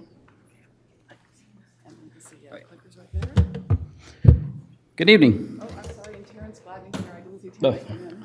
I introduced him. Good evening, members of the board. My name is Michael Watanabe. I'm chair of your Bond Oversight Committee this year. I am a parent of a 7th grader at Sutter Middle School. So as Kathy mentioned, Education Code requires the board to have a Bond Oversight Committee when you pass a bond measure under the rules of Proposition 39. As part of that, the Bond Oversight Committee has a couple of roles. The first is to review the annual independent performance audits of the bonds done by your independent auditor, and also your independent financial audits. The performance audit involves reviewing the expenditures and making sure they were expended in the way the voters intended. And then the second half is your financial audits. They review the accuracy of the district's financial statements, and they also review the district's internal control processes for those funds. This is the list of the members currently and past over the past fiscal year. We've had a few changes turnover, and then as Kathy mentioned, we have 3 members here today, Terrence, Brian, and Alex. Yeah. Statute requires you to have at least 7 board members, 1 member of a business organization, 1 member of a senior citizens organization, a parent member of the district, a taxpayer organization, and a parent active in a school's site council or PTA. So you do meet those requirements. On behalf of the Bond Oversight Committee, I'd like to thank the district staff that help us at every single meeting. We meet quarterly. They are very patient with us as we ask lots of questions in the meetings. They usually run a couple hours. Sometimes we ask questions that are outside of our purview, but they answer as much as they can for us. They're very good at keeping us informed about what's going on with all of the district's projects in the meetings. We get reports on status updates, basically every district project moving through the system right now. And they're very transparent with this, so we do appreciate that. As I mentioned, we do meet quarterly. Every meeting, we do review all your bond sales and project expenditures for the prior 3 months periods. Statute requires us to also take a look at the sites and actually visit them, not just do a paper review. We actually meet at the sites whenever possible. So over the course of last year, we've met at Kit Carson, Theodore Judah, your transportation yard, and your maintenance yards. Every meeting, your accounting department provides us a breakdown of where you're on bond sales, encumbrances, and expenditures to date. And they do that monthly. And our next meeting is going to be tentatively February 6th at your West Campus. So just a few pictures of some of the projects we've seen in the course of the year. Your projects of transportation services, Kit Carson, and your admin facilities there. The Theater Judah. I believe that's a brand new building, right? Yes. So on to the findings. Measure Q was a $346 million bond measure back in 2012. As Kathy mentioned, these reports are in arrears. So we're looking at expenditures and bond sales through June 30th of 2017. Not a lot of activity. Way back then, the district did issue $112 million in bonds. Your independent auditor found no audit findings, which is a good thing. And they found all your expenditures out of Measure Q were expended in accordance with the bond measures. The financial audits, performance audits, we do have on our website or on your website under the Bond Oversight Committee, so you can see the same reports that we saw. And Measure R, that was your $68 million bond measure. During the 16-17 fiscal year, you sold $10 million in new bonds. Again, independent auditor found no audit findings for that report, and all bond expenditures out of Measure R were in accordance with what the voters approved. So in summary, everything looks good for the 2017 review. Again, all of our agendas, board meeting minutes, all the financial performance audits are on the Bond Oversight Committee website. So with that, take any questions. Mr. Barrios, do we have any public comments on this item? We have one public comment from John Perryman.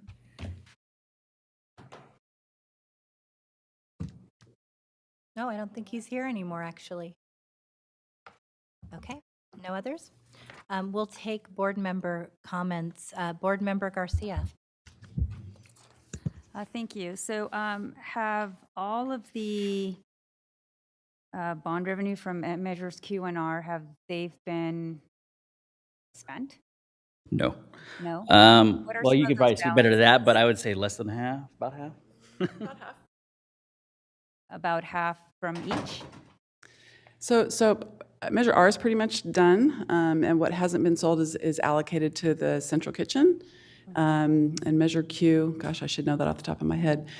If you add it all up, we're probably a little over half, but the vast majority of the money is allocated to projects that were outlined in the bond language.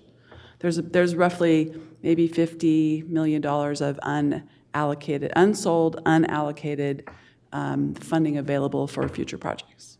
Okay, thank you. Any other board member questions?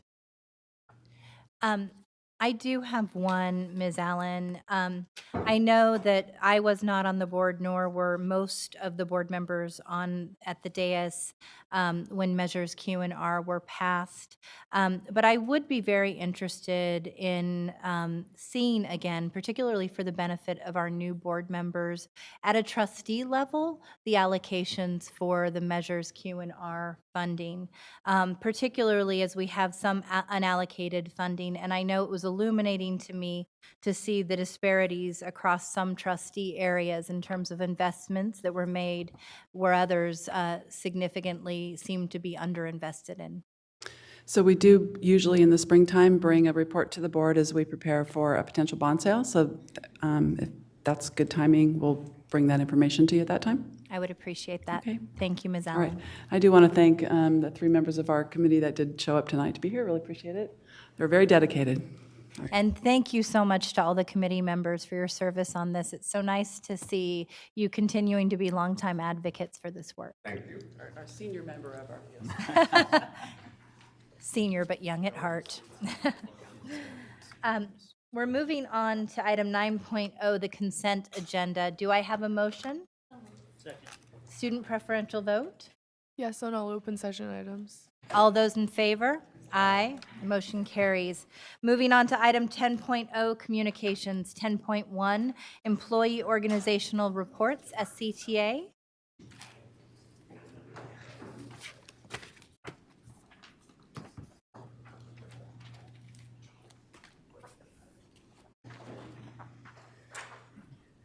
Hello, good evening. My name is David Fisher, President of the Sacramento City Teachers Association and a parent in the district. Tonight, like teachers and parents throughout California and the country, we stand in solidarity with the striking teachers in Los Angeles. A little over a year ago, we too were on the verge of a strike over almost exactly the same issues that the LA teachers are now on strike. Rebalancing the budget to ensure that students had lower class sizes, more professional support staff, and also to fill the hundreds of vacancies that existed with fully credentialed teachers who reflected the diversity of the district. In contrast with the current leadership in LA, we believed at the time that the willingness of the district leadership to settle our contract without a strike reflected a true commitment to realize the hopes and dreams for our students embedded right in our contract. With this appointment, we've become to understand that the commitment secured in a signed written agreement from the leadership of the district was not apparently sincere. The district also has not followed through with its commitment to SCOE, first made in December 2017, when this board approved our contract. The district was told to make cuts in order to make sure that we could implement our mutual agreement. Not only did the district not make cuts, it actually went on a spending spree, adding administrators, new programs without additional funding, as well as spending, according to Dr. Quinto, at least $6 million on additional vacation payouts for top administrators, including $158,000 for one area superintendent. That's the equivalent of an annual salary of 3 beginning teachers in the district. To add insult to injury, the district leaders have now adopted a position in terms and that conditions secured in assigned written agreements, including those by the superintendent himself, are apparently optional. And rather than arbitrate our disagreements, which is required by our contract, the district is suing its own teachers. In addition, our shared commitment to lowering class sizes and improving services to students was also reflected in the contract that we mutually signed, where teachers in the district agreed that any potential savings to our changes in health plan would be used explicitly for one purpose: to lower class sizes and improve services to students, a commitment that we made together to the students. It was never intended to pay for dozens of new administrators, vacation payouts, or sharing data with UC Merced or any other projects other than the services for students. Looking at the budget, perhaps the most noticeable change over the past few years, aside from the increase in administration, is a big increase in special education spending, a development particularly noted in the FCMAT report. So with that in mind, we believe that by using the savings that we can create on the health plans, we can add additional resources that we've already negotiated to improve services. And these additions would allow us, for the first time, to implement a robust MTSS, multi-tiered system of supports that, appropriately resourced, could help reduce the cost of the special education going forward. This would make it much more likely that students are getting services that they need while having the added benefit of providing a more efficient allocation of the district budget. Thank you, Mr. Fisher. So I only got about a minute left. And just to let you know, so we have in our contract that employee organizational reports shall not exceed 15 minutes. I only got about 30 seconds left. Unfortunately, the district refuses to engage in the discussion. Instead, the district team, led by another highly paid outside attorney, refused to acknowledge that it will abide by the provision in our contract that would add those services for the students. That's not good conduct. It's further reinforced by publicity stunts like the empty chair fiasco that happened a couple board meetings ago, and the district's most recent refusal to provide a larger room to accommodate our bargaining team as a pretext to walk out of the meeting. Just a few short weeks ago, leaders from this board stated publicly also that the board would not approve a budget that includes cuts to the classroom. And yet, just as we warned our members when this budget fiasco first came to light in September, the district is now evidently threatening teacher layoffs in a heavy-handed effort to backtrack from the commitments this board made to students and teachers that unanimously voted for in December of 2017. In the fall of 2017, we demonstrated in a way that left no doubt that the teachers were prepared to stand up for their students, just like the LA teachers that are standing up for their students today. I feel it's my responsibility to notify you as a board that as united as Sac City teachers were in 2017, we're even more united and more committed to stand up today for what students deserve. Thank you. Thank you, Mr. Fisher. SEIU. TCS, Teamsters, UPE. Item 10.2, the District Parent Advisory Committees, Community Advisory Committee,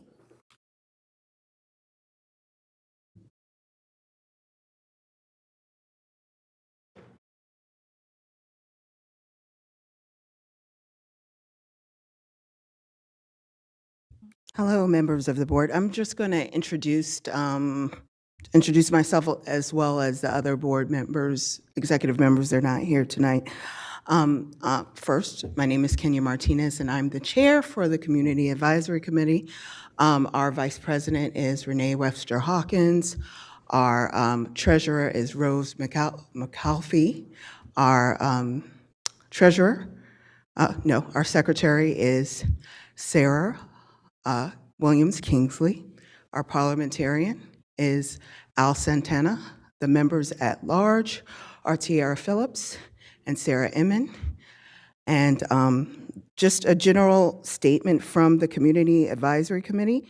Moving forward in the new year, we hope to build a lasting relationship that will be in the best interest of students with disabilities here at Sacramento City Unified School District. Thank you Thank so you. much, and we deeply appreciate your service. The District English Learner Advisory Committee. The Local Control Accountability Plan Parent Advisory Committee.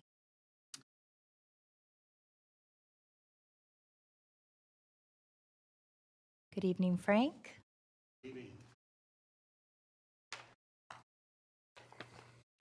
Evening, President Ryan, Superintendent Aguilera, board members. My name is Frank DeYoung, and I'm representing the LCAP committee this evening.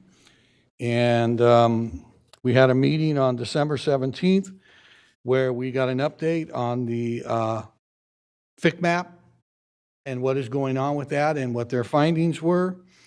We also had an overview of the California School Dashboard for fall 2018. And we also got a presentation on the Early Identification and Innovation System and what's going to be going on with that. We had a lot of comments about that. I'll share a few with you. They're online. I believe that they're out there, and you can see the minutes from our meeting with the comments. And the ones that kind of stood out was one comment made by the committee was that African American parents may need another approach to home visits, phone calls, etc. Some parents feel they're over-identified and picked on. Not all students identified as chronically absent receive the services because there's just not the capacity to get to all of them and help them and do what we need, which kind of speaks to assessments and everything else. If we don't have the people to get there, it's kind of hard to fix the problem. And then the other one we're concerned about that we asked is, what are the measurable outcomes and scaling of the program? How are we going to go about doing that? How are we going to measure those outcomes and do something with them? Those are just some of the ones that we had. I don't have time to share all of them with you. I'd be happy to sit down with any of you that would like to do that. We also asked about district priorities. The answers that we got were graduation, suspensions, and disproportionality, special ed, grade level readiness, and American African achievement. Those are what I believe that was, Vincent provided that information to us to let us know what those were the priorities that we're looking at. We're having a meeting on the 28th where CBO Dr. Quinto will be coming to do a budget presentation to us again. We're allotting, I believe, a whole hour for him to go over things, and the committee was asked to submit questions so he could get them in advance so he'd kind of know what we're looking for. So that's kind of where the committee is right now, and I thank you for the time. And thank you for your time, Frank. Item 10.3, the superintendent's report.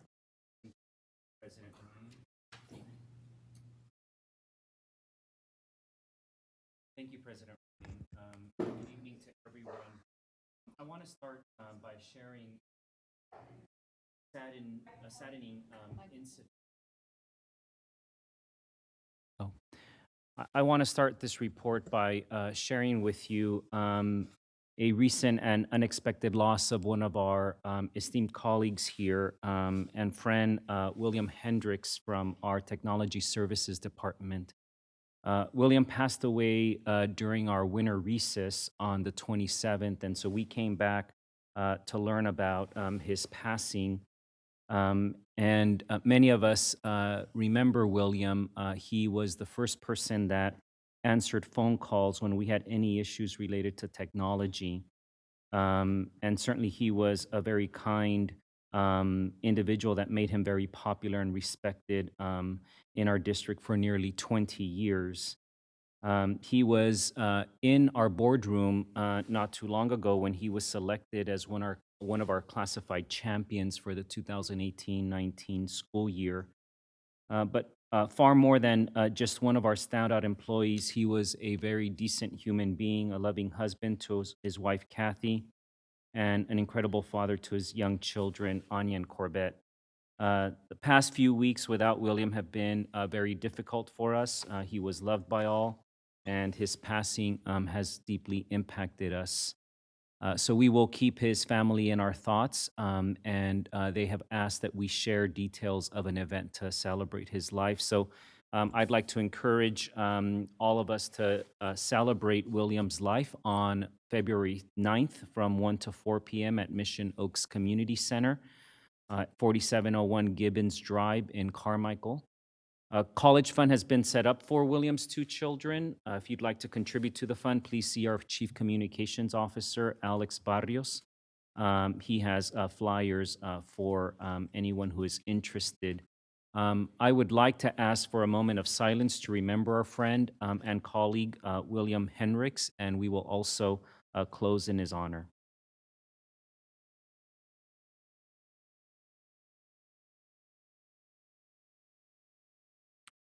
Thank you. I also want to thank in advance all of our principals, our staff, our teachers who plan to participate in upcoming activities remembering and honoring Dr. Martin Luther King and his legacy.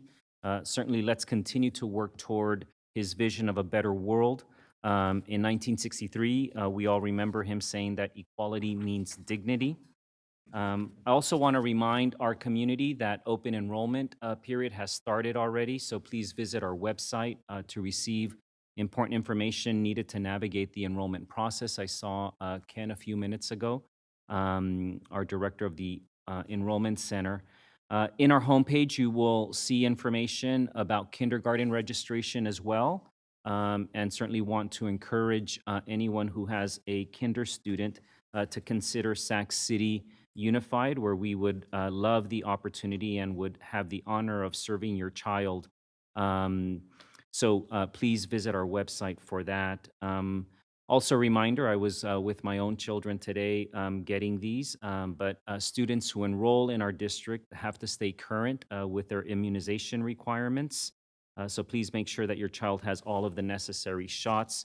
And you can visit our website as we do offer immunizations as well.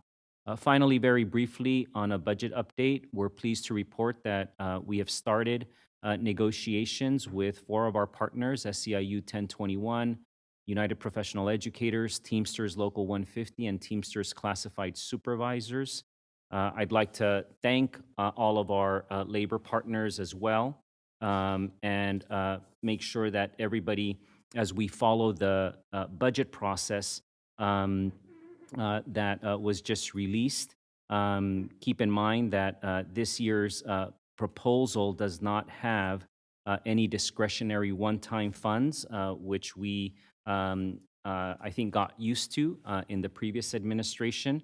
So we will continue to make efforts to have all of our labor partners engage in productive discussions about cost savings measures, focused on making sacrifices to address our budget challenges. Certainly, I encourage you to sign up to receive budget updates, and please visit our website to sign up for those. Thank you, President Ryan. Thank you, Superintendent Aguilar. Item 10.4, President's Report. I would want to begin by, and that was very quick. 2 seconds in total next. I want to begin by encouraging our school site educators, parents, and students to participate both in the Women's March coming up on Saturday and in the MLK Day of Service, which will be on Monday. They're wonderful opportunities for us to instill in our children a sense of civic participation and honor the lives and legacy of both remarkable women leaders and Martin Luther King, who has been such a bedrock of the civil rights movement. Beyond that, I do just want to say that as we continue to do the difficult work of trying to figure out a path towards fiscal solvency, we are utmost committed to not only finding a way to reach solvency today, but making good decisions that will ensure that in years and decades to come, we are meeting the needs of our students. I'm very encouraged by the fact that for the first time in many years, the majority of the board is consisted of people who have children in the schools currently. I think that's pretty remarkable. 3 of us with young children, 1 with a high school student, 1 with a recent graduate, and another that had a daughter who went through Sacramento City Unified School District. So yes, we have an urgent imperative to find a path forward to avoid receivership. But ultimately, the decisions that we make today will not just be on behalf of 40,000 plus students across Sacramento City Unified. They will be critical to the success of our own children. And so we are not looking for an easy route, but we are looking for the right route, one that will allow us both to be financially stable and realize an equity vision that puts students at the center of everything we do. And that remains our continued commitment to you. Item 10.5, our student board member report. After a good break, students are happy to be back at school. Finals are just around the corner, and it's definitely a busy time of year as lots of juniors are focusing in on SAT prep as well. Most seniors' college apps are finished or very close to finished. Student Advisory Council is working with focus groups of students from high schools across the district, as well as starting to work with MLA and WLA to have them conduct focus groups as well. We have targeted 4 areas of interest for these focus groups based on the results of our surveys, and they are racial discrimination, gender discrimination, dress code, and sleep deprivation. We will be looking to these focus groups to help us identify which of these areas Student Advisory Council wants to use for our initiative, as well as using these focus groups for suggestions for our LCAP recommendation and potential policy solutions. I'm also starting to make an orientation packet for new student board members or SAC members because tonight I counted at least 33 acronyms that were not on my original list of basic acronyms like LCAP that I will be adding to my translation. So making our meetings a bit more accessible, not just to students, but to members of the community who maybe don't have the same policy background that a lot of us do, is definitely something that's important and something that we should be doing to make sure that we're getting proper community and student engagement. That's fabulous. Thank you, Student Board Member Halbo. As always, you have such good insights and additions to our work. Item 10.6, information sharing by board members. Do we have any board members with information that they wish to share this evening? We have none. Item 10.7, board committee reports.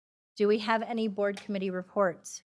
We have a first from facilities, followed by governance, followed by fiscal transparency and accountability. The Facilities Committee will be meeting for the first time this year on January 30th at noon at the Facilities Department. I hope to see you all there. Thank you, Board Member Pritchett. Yes, the 2 others that are allowed by Brown Act and assigned to the committee. Vice President Minnick.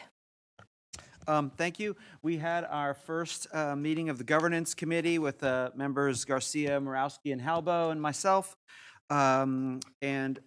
Just a quick overview, we kind of did some foundation building, kind of talked a little bit about what we all hope to get from the process and what we wanted to this committee to focus on, including the importance of student voice. And so I was thankful that member Halbo was an active participant in this committee. We also, we're looking at our current board meeting structure, and how it's changed over the last year, and where it still needs to go to make sure that we're efficient and transparent, and then also accessible, as Member Halbo just mentioned, worrying about, making sure we don't overwhelm everyone with acronyms. And so, we're going to be spending some time really looking at how we can be a better board, and also how we can make sure that folks in the public that are part of our larger community can be a part of that. Next month, we're going to be focusing on developing a committee purpose statement that we can bring back to the board for approval. If folks want to come out to the governance committee, we will be meeting on the second Wednesday of each month from 6 to 7:30 p.m. So it's kind of after hours when students and families can make it. I especially want to encourage students to participate in this committee, as as we look at how to make things more accessible. That voice is going to be really important. Not that your voice isn't enough, Member Halbo, but the more the merrier. And those meetings will be going on here at the Cerna Center. Thanks. Thank you, Board Member Minnick. Board Member Morowski. Good evening, everyone. Just wanted to announce the Fiscal Transparency and Accountability Committee. We haven't met yet. We will be meeting every second Thursday as our regular meeting day at 6 p.m. in the Cerna Center, unless otherwise noted. We were thinking it may be important to have some of the committee meetings out at school sites. It is additional, work for the staff to make that happen. So I'd love to hear from community members if you think that would be an important thing to do. The first meeting will focus on not only our mission statement, but on budget transparency. And I would encourage any community member who has ideas or has a lack of clarity, or wants to express to us, a way to make things more understandable, to come or send ideas. I've already heard from Making Sense work about issues of fiscal transparency. So please feel free to come and share, and hope to really have engagement from the community in this committee, because I think we'll make better decisions that way. Thank you. Board Member Morowski, can you please share the time of the meetings? 6 p.m. Wonderful. Thank you. to 7:30. Great. Thank you, Board Member Morowski. Item 11.0, Business and Financial Information Reports. 11.1, Business and Financial Information, receive information on enrollment and attendance. And I believe we have a public comment. We have from public comment Cecile from Cecile Nunley. Nunley. I know. Good evening, board. Good evening, board members. Happy New Year, since I haven't been here since the first of the year. And I felt you were getting lonely and missing me, so I thought I'd come up.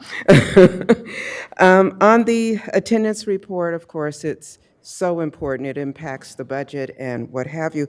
But the biggest issue is not just that it impacts the budget, it impacts our students, because you're definitely not learning if you're not in the classroom.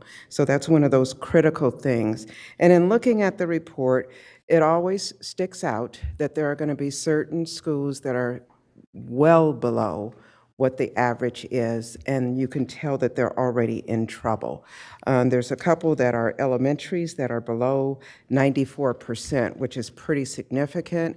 And then, of course, you have the two high schools, Hiram Johnson and Luther Burbank, which are at least 1.5 percentage points to almost 2 percentage points below what the average or even the next closest high school is.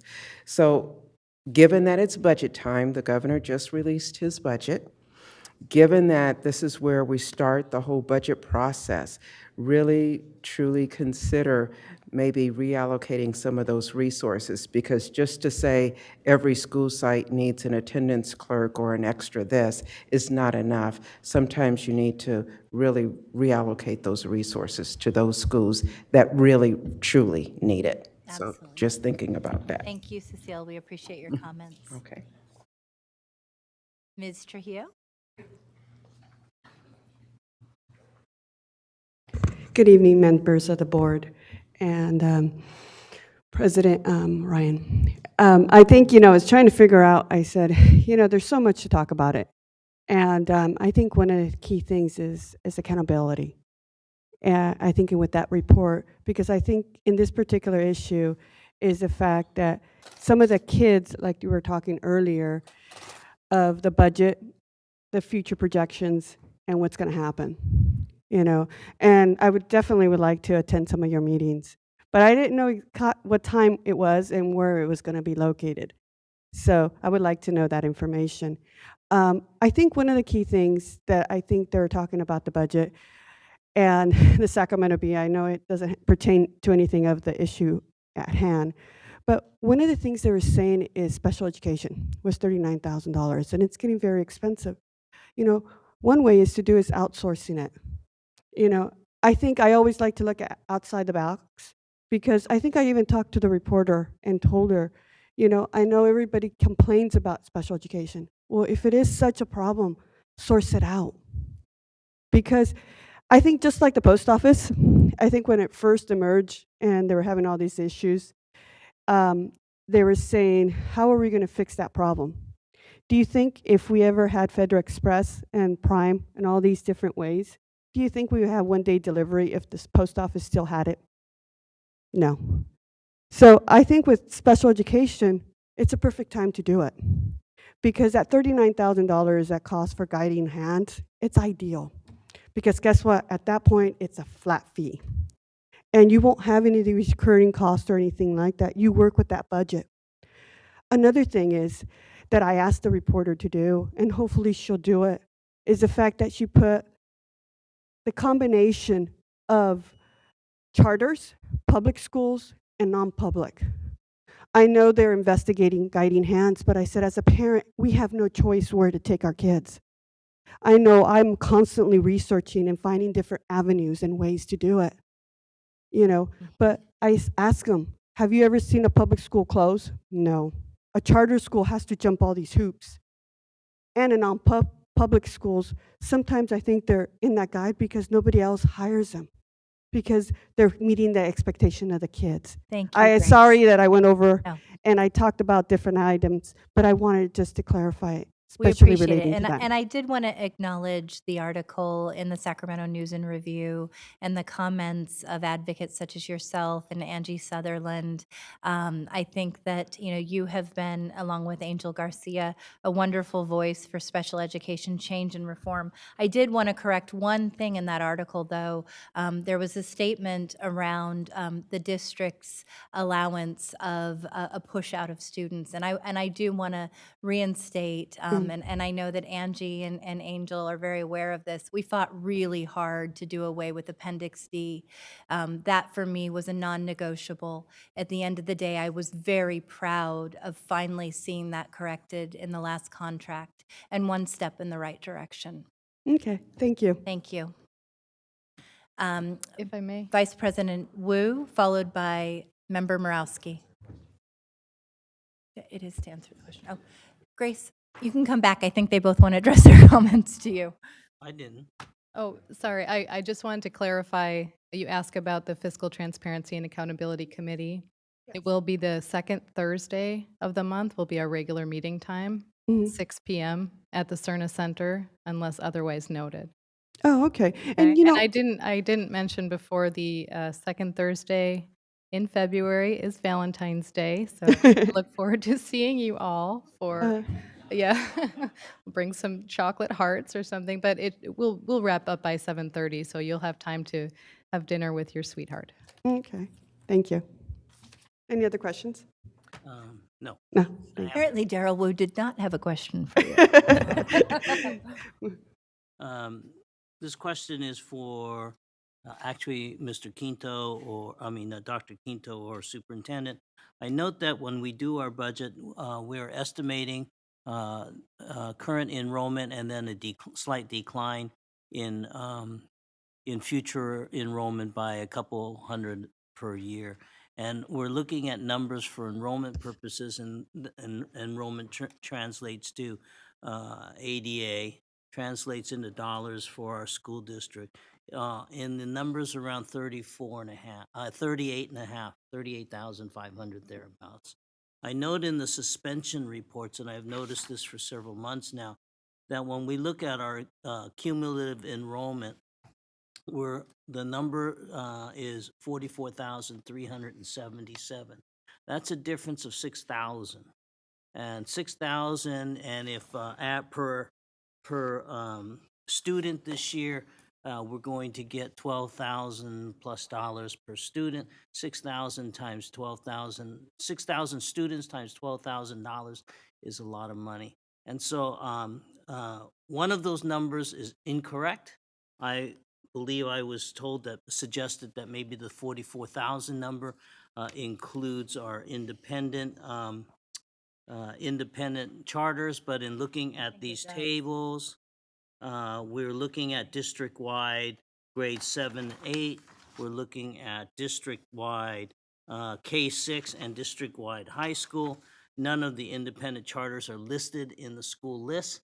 I haven't independently added up all the schools, but it's nevertheless my number is coming up to 44,369. So really close to the 44,377. So somewhere in there, there's a discrepancy in the numbers. I don't know whether or not it's going to have a direct impact on our budgeting, but just off the top of my head, that looks like a huge discrepancy, and maybe we can address that future board meeting. Thank you. Thank you. Are we at 11.2? Because I believe we have also a public comment on this item from Ms. Nunley. So that was a nice segue, but you commented early. Thank you. I have no idea if this shows up or not. But one of the things, and as you well know, this is one that I feel is very, very important and critical for the board for everyone to address, because the numbers are always so stark. And it's gone up, of course, and it will go up every single month from now until the end of the school year. It's going up about 2% every month. Now, the last LCAP meeting, we had a very nice presentation from staff that said what some of the things that they were doing. One of the questions that we asked, however, was, okay, you're doing this, you're starting now from ground zero, which is great. We don't expect miracles, but what would be a measurable amount that you would expect it to start changing? If we're going up 2% every month, can we expect maybe we can slow it to 1.8, 1.7, 1.6, something? What can we expect? Because I think that's so critical. And as you see, the African American right now is at 11.6. The next highest is Latino at 3.69. So it's still 3 times the rate. And like I said, the last one, it was at 9%. And then, of course, the foster youth is the other one that is so critical. They're sitting at 20%, which is ridiculous. And if there is a way, and possibly I would recommend or ask if the board would possibly have staff maybe do a simple presentation on some of the things. Like I said, it was a great presentation that they did on the suspension, but to say what it is that they're doing and what can we expect. And then to Trustee Wu's point, he is so right. I totally forgot about that with the enrollment. Typically, a lot of districts start doing enrollment projections right about now, because your CBIDS is done. And if you can get those enrollment projections and actually present them to the board and the public, we start getting a good idea of where you're headed in the future. Yes, Thank you. absolutely. Thank you, Cecile. We appreciate that. Critical for our budget conversations. Board Member Minnick. Yeah, I just this is actually a question maybe for President Ryan or Superintendent. I know this board, we've talked about board policies, change our suspension policies, and specifically around willful defiance. And I just wanted to, maybe if anyone has any sort of update on where that's at, or what the process is, if that's something that's going through the policy committee. I just want to make sure that we're aware that there is some forward movement, that we haven't just like forgotten about it until Yeah. Ms. Nunley comes up here. So I'm happy to speak to it or have Board Member Vang. As you'll recall, a few months ago, I called for an end to our willful defiance policy beyond the state mandated K-3. The board was very amenable to beginning that conversation, which we did in the policy committee. The only reason we haven't moved to unilaterally implement is because of the African American Achievement Task Force. We feel like it's critical, given we have asked week in, week out for these community leaders to dedicate their time towards a set of recommendations, that they bring forward the final policy that will allow us to take that action. But I fully expect that to rise to the top of the interventions that we seek to take to impact the disproportionate impact on suspension, expulsion of African American male and females. Cool, thanks. No, I appreciate that, because I just wanted to make sure that it was moving forward, and that seems like the appropriate process, so. Thank you, Board Member Minnick. We are almost only 1 minute over 8:24. So future board meeting dates and location. Our next board meeting will be held on February 7th. We're actually re-adjourning to closed session. Superintendent Aguilar had asked that we adjourn in William Hendrick's memory, and I do want to underscore again his many contributions to the district and what a great loss his passing is. So we will be re-adjourning to closed session at this time.